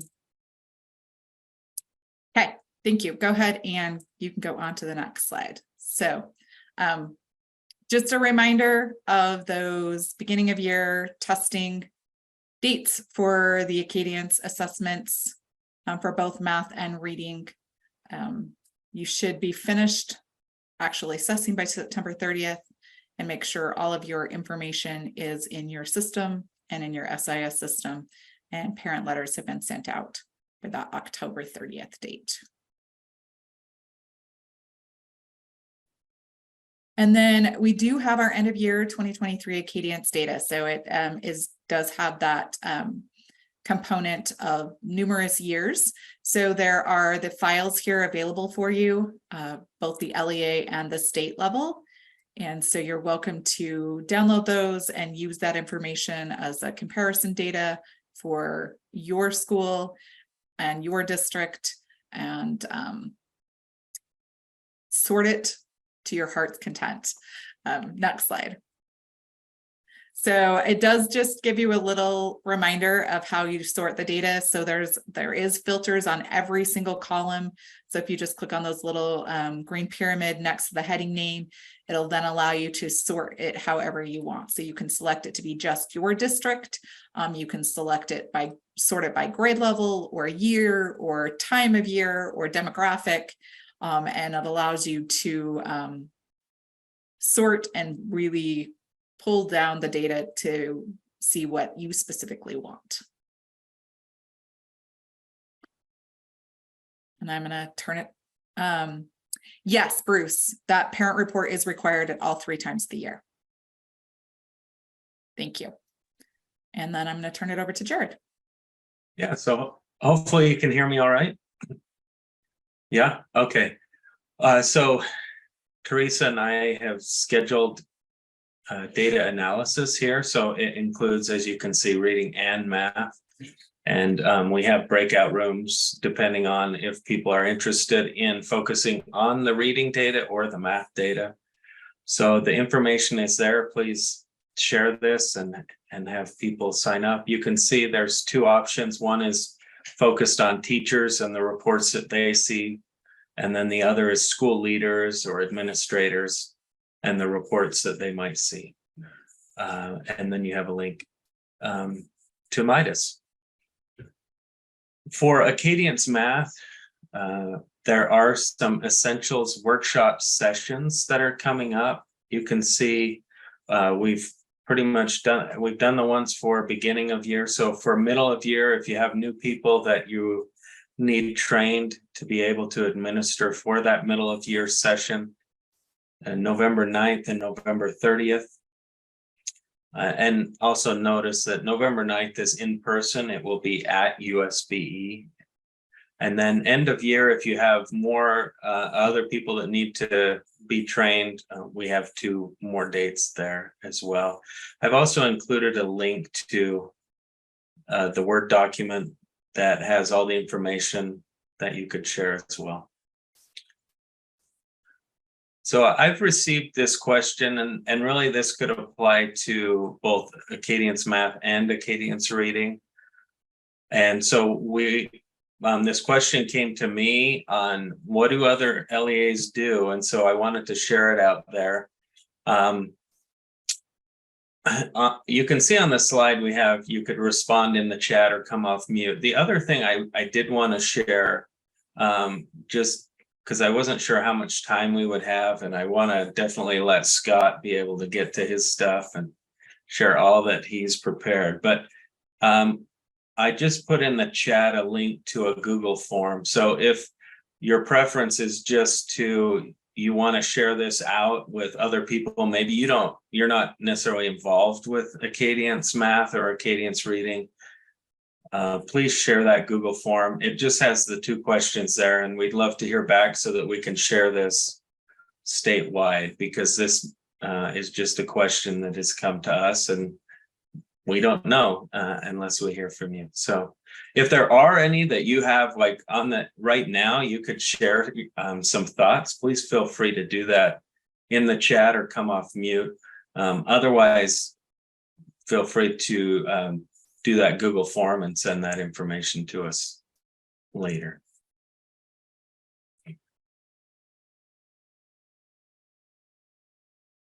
Hey, Jared, the link isn't showing up in the chat, at least for me. I'm seeing here. I'm seeing it in mine, so maybe I'm not sure what's going on then. Did it show up now? I see it. Okay. And thank you those putting in the chat. I'll take that note for the responses.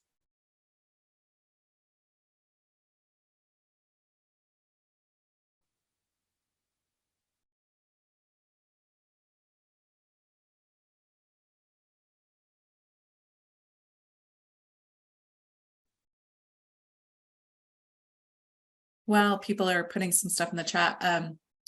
I just wanted to add, as far as progress monitoring for the reading, that does need to start no later than the period of October 2nd through 13th. So your students who are well below grade level should have, if you haven't already started, a progress monitoring probe between that October 2nd through the 13th time period. So that first 2 weeks of October. And then you do need to make sure you are monitoring progress, monitoring completion for your schools. So I will be checking in on that as well.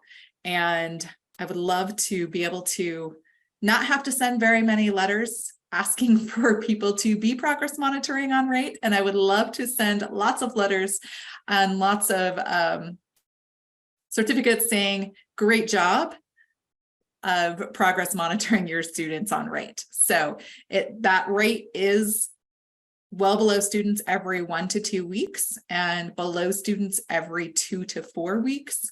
So you just need to make sure that they are progress monitored at the rate that is required.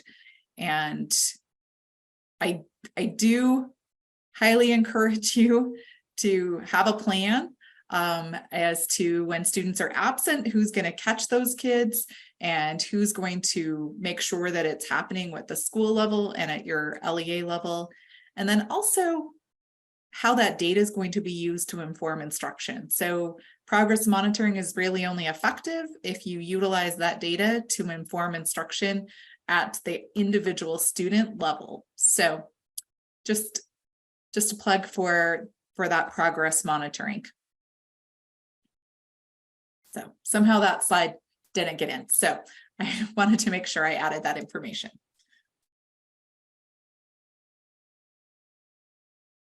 And then there was a question about parent reports for the KEEP. It is not required. It is recommended because it does have a really great parent report that outlines how the student did on every single individual question within the KEEP assessment. And so it is recommended that you send that information home so that parents can also work with their students and provide additional support at home to help them with those skills that they are lacking. So that parent report is available on the Data Gateway. If you go into the KEEP assessment and go just where that student entry scores, that green tab, and then you can see the student report next to the child's name. And if you just select student report, it will pull up that report and you can print that off. So currently the download for the individual student scores is not working unless you have a small amount of students in your LEA. So you'll have to do it individually and print off each student report.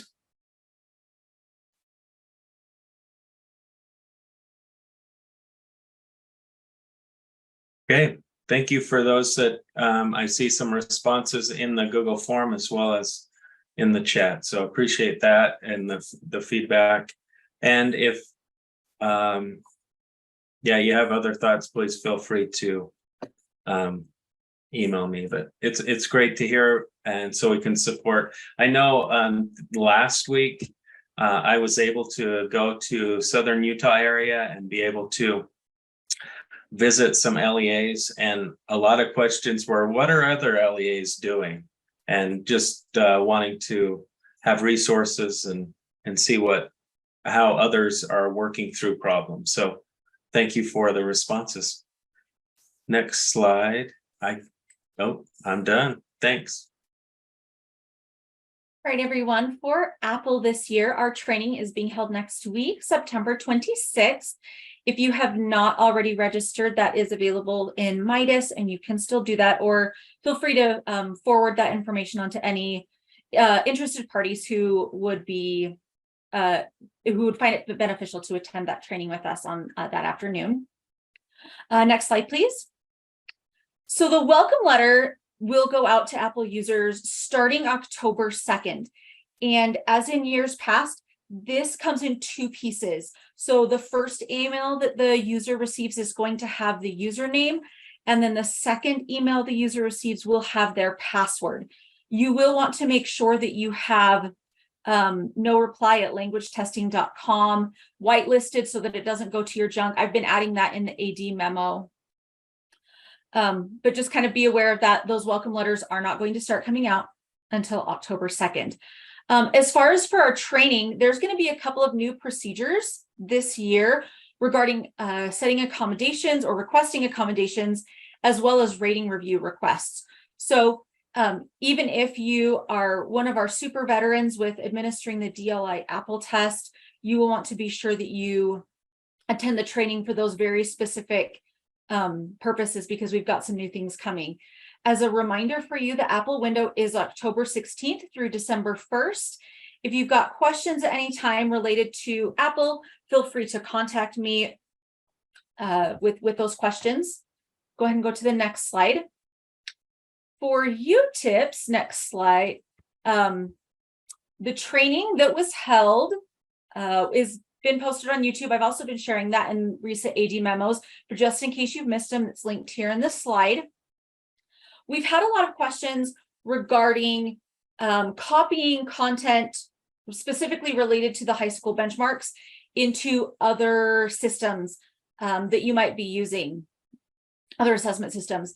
And we just need you to understand that this violates our testing ethics policy because items are copyright protected. So you are welcome to still use those items, even in their draft form within the UTIP system, but we cannot be copying and pasting them into other assessment systems that your LEAs might be using or have adopted. Next slide. For RISE, next slide.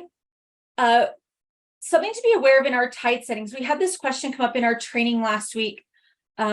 As far as what data or settings set in TIDE follow students. And it actually, when you set accommodations or language settings, like if you were to set it to the Spanish adaptive version, as well as participation codes, all of those will follow the student if they are transferring to another school within your LEA or even within our state. But just as a heads up with that, the parental exclusion form still needs to be completed at the new school if it was applied at the previous school. Another component to this that was brought to our attention, currently in TIDE, the settings are defaulting for participation codes to code 209, which is, I believe, course not offered. CAI is working to rectify this and to reset that back to that there's not a participation code applied. But just know that if you have taken time early on in the last few weeks to, for example, enter a parental exclusion form with a 204, you will want to re-enter those, because when CAI is able to implement the fix where the default goes back, it is going to reset all of the participation codes that have already been entered within the last couple of weeks, which is generally the parental exclusion one if you've received those forms. Next slide, please. The RISE training that we held this last week on Zoom is also been posted to our YouTube. And the math benchmarks and interims are now live. So those should be accessible for you, as there was, I know, a lot of anticipation to get those going in your buildings. If you have any questions regarding RISE, go ahead and feel free to reach out to me as well. Or you can drop them in the chat. And I believe Scott is up now. Hey, really fast, Scott, before you start, I just want to say there was a question about the new ELA standards, when they're going to be assessed. So I just want to make sure everybody gets that answer. So the new ELA standards will not be assessed this year on the RISE assessment. They will be assessed in the 24-25 school year. So this year we are working with teacher teams to develop items. So we do have some changes in the standards, and we want to make sure that everything is aligned the way that it needs to be. And we are going to fill in any gaps that we have within our item banks to make sure that we are able to assess all of the standards. So that assessment will actually be in the 24-25 school year.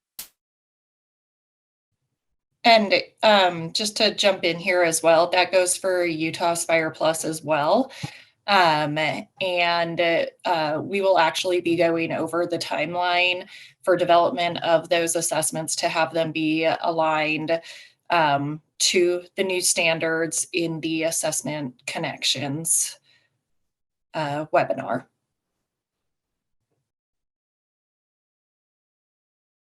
Another question from Mandy. Is there a timeline for when the UA plus benchmarks will be fully updated and new tips? Do we know that, Elise? I dropped it in the chat, but I similar to when Jared had dropped it, I didn't see Jared's either. So maybe mine's not showing up. It is. I don't currently have a timeline, as content specialists are still reviewing, but as we get timelines, I will for sure be adding those to the AD memo or to other AD meetings, depending on when we get those. And Tara Lynn just asked a question about piloting. Any questions? Do you mean field testing for ELA? Is that what you're referring to, Tara Lynn?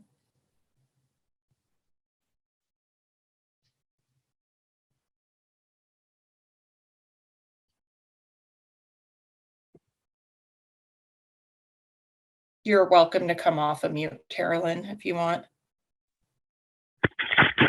I just wondered if, sometimes they we'll put in a few pilot questions from the new core just to do some validation. And I just wondered if that was going to be happening this year, or if they'll, the last time we changed curriculums, we did that whole, and changed tests, we did the whole like renorming thing.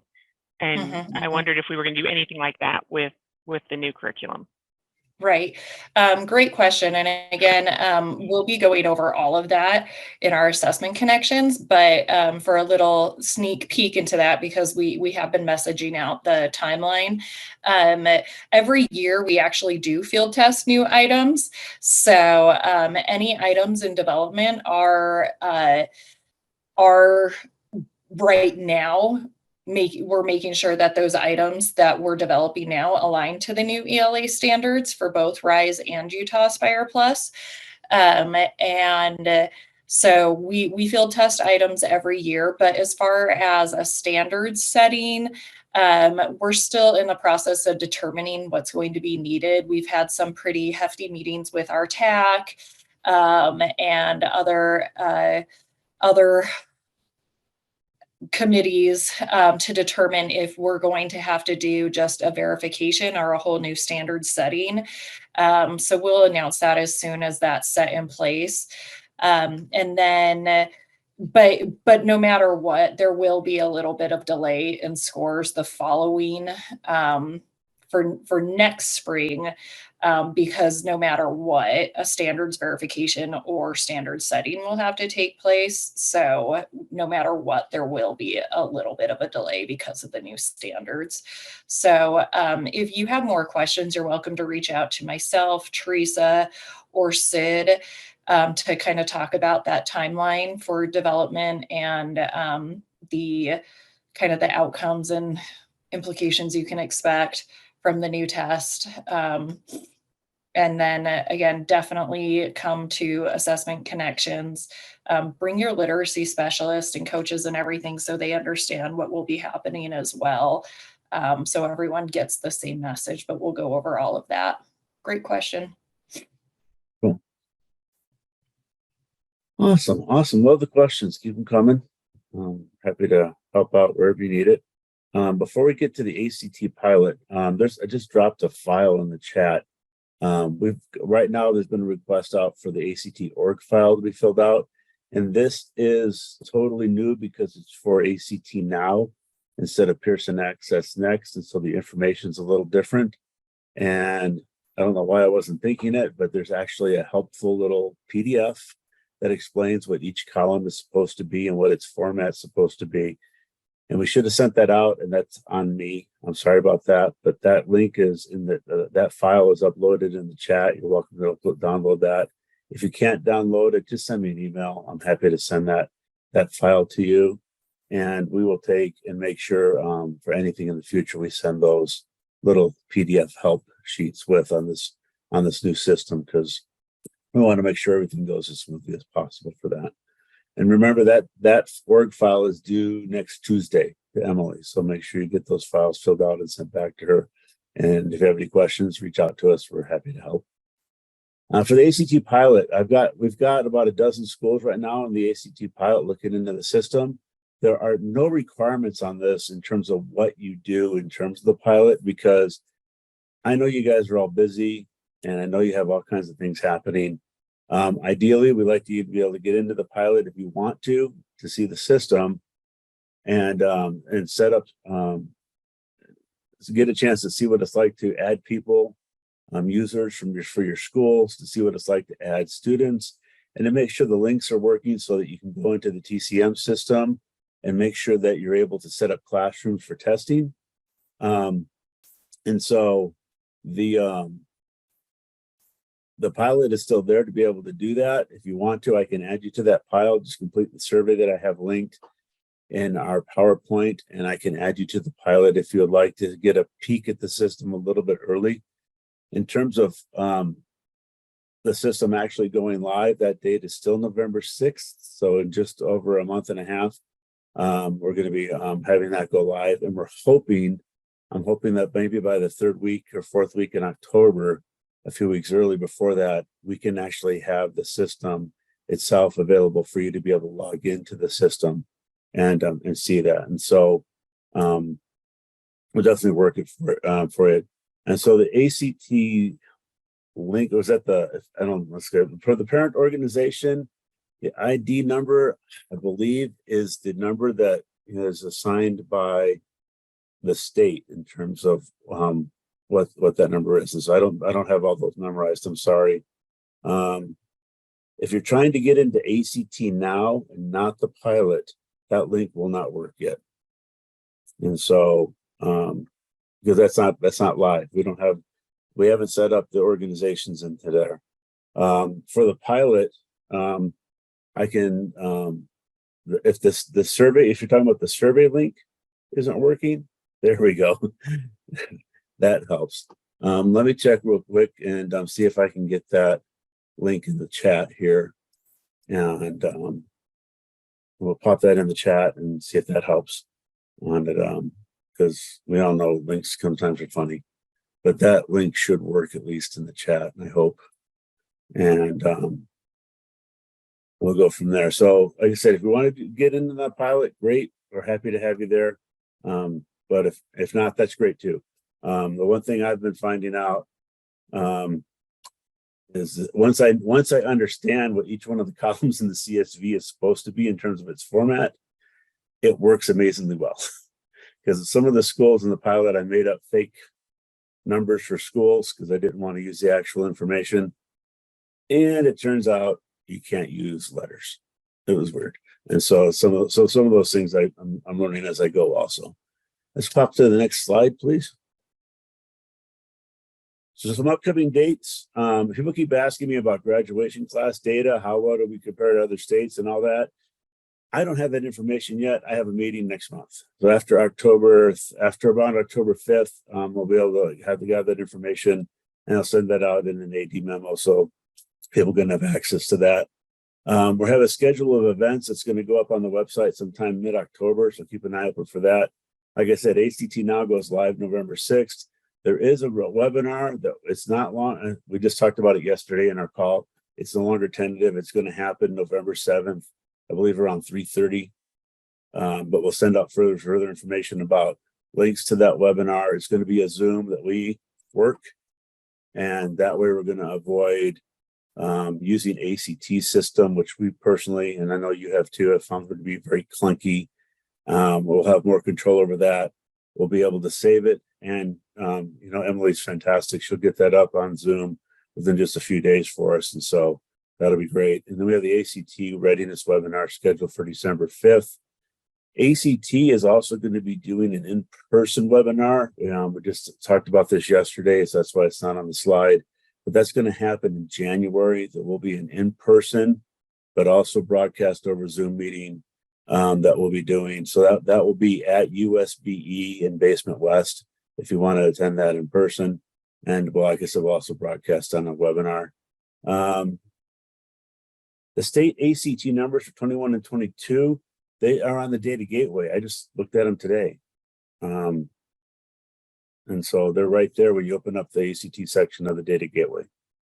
And they have the state averages right there. And then you can break that down by LEA, break it down by school. It's all right there on the data gateway. And so go forth and check it out because it's pretty awesome. I was playing with the data gateway the last couple of days after I saw the slides on this presentation for today. And it's actually working pretty well. So yep, and Kim's got the data gateway slides even have instructions for finding them. It's pretty easy. It's one of the main categories when you go to the main page.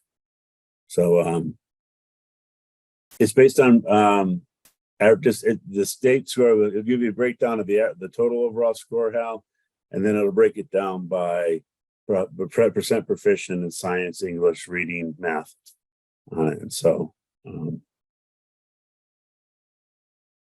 no problem. Any other questions about ACT? Because I think that's my last slide for today. We got a lot of other stuff coming up. I'm going to try to keep as updated as I can on especially on the 80 memo and on this meeting right now, and especially in terms of the org file. Please get that to us by the 26th, because once we load that up, we're going to be probably asking you for information, then also about users in terms of their information so that we can attach the users to the organization itself, because that's how the new system is working. So other than that, seeing no other questions in the chat, it's all yours, Jessica. Okay, just a reminder that the ACT Test Accessibility and Accommodation System, the TAA, is not changing this year, even though we're moving to the ACT Now platform. It's already open. You can already submit accommodation request.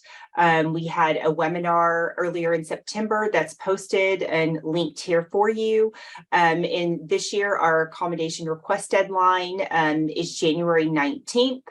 So if you're new, or just as a reminder, ACT does have that hard deadline for submitting accommodation requests for any students who have an IEP, a 504 plan, or are English learners, because there are English learner supports that you can request through the TAA system. So I communicate that deadline through special education as well, but just communicate within your school district. The earlier you submit the request, the better, because sometimes when you submit a request, ACT is requesting more information, and that opens up a new deadline later in January, the reconsideration window. But if you're waiting until January 18th to submit those requests, and then you get kickback from ACT that, oh, we need some more clarification, those requests can get denied because of the way the timelines. So I would really try to calendar in submitting those requests before you leave for Christmas break for sure. No. Here is the link to the consent to release information to ACT that you have to get from parents. And this can also just be done via a phone call. If I were running IEP or 504 meetings at a school, I would just make this part of the paperwork. And while you have the parent present, go over that when you're discussing assessments. Your student's going to be participating in ACT this year. Do you care if we share their IEP plan with them? Great, sign this piece of paper. So that would be how I would do that at the LEA level. Make certain you have that consent when you're sharing any information for IEP 504 English learners. Yep, I think that's it. And here's the ACT accommodations email and phone number. If you have any questions, you can reach out to them directly or myself. And then also on the USBE webpage that was just updated, if you go to the ACT accommodations tab, there is a link to some ACT webinars that are going to be happening. And part of those webinars also includes some accommodations training directly with Bailey Graham, who is the ACT accommodations specialist. She herself is running some trainings that you can register for. So that is linked on the USBE webpage on the ACT accommodations tab. So that would be really good. And I'll push that out to special ed directors too as well. but that would be something good to have any teachers or anybody who submit those requests join if they want to at your LEA. Something new this year for some extra training. All right, I popped that link in the chat, and Okay. we've streamlined that page quite a bit. We've gotten rid of the older information pages that are out of date, where things have changed in terms of what accommodations were allowed or contact information and stuff. And so we've streamlined that quite a bit. And so feel free to take it out, give us some feedback if you want. And just another hard deadline for student assessments is also for our AP exam. And this deadline this year is January 18th. So that could be something that when you want to communicate in your district. They also require a parent consent form that is linked here. And there's some information and resources around AP exam accommodations. And then next page is our contact information. Christy Schreck is over the AP exams at USBE. And you can reach out to me if you have any accessibility questions. Thank you. Thank you, everybody. Thank you for attending. As always, feel free to reach out to any of us if you have any more additional questions. This meeting was recorded. Emily will be working on the YouTube channel and will be uploading the information to the YouTube channel. If not by the end of today, it will be early tomorrow. So thank you all, and we'll see you hopefully next week for Building Connections.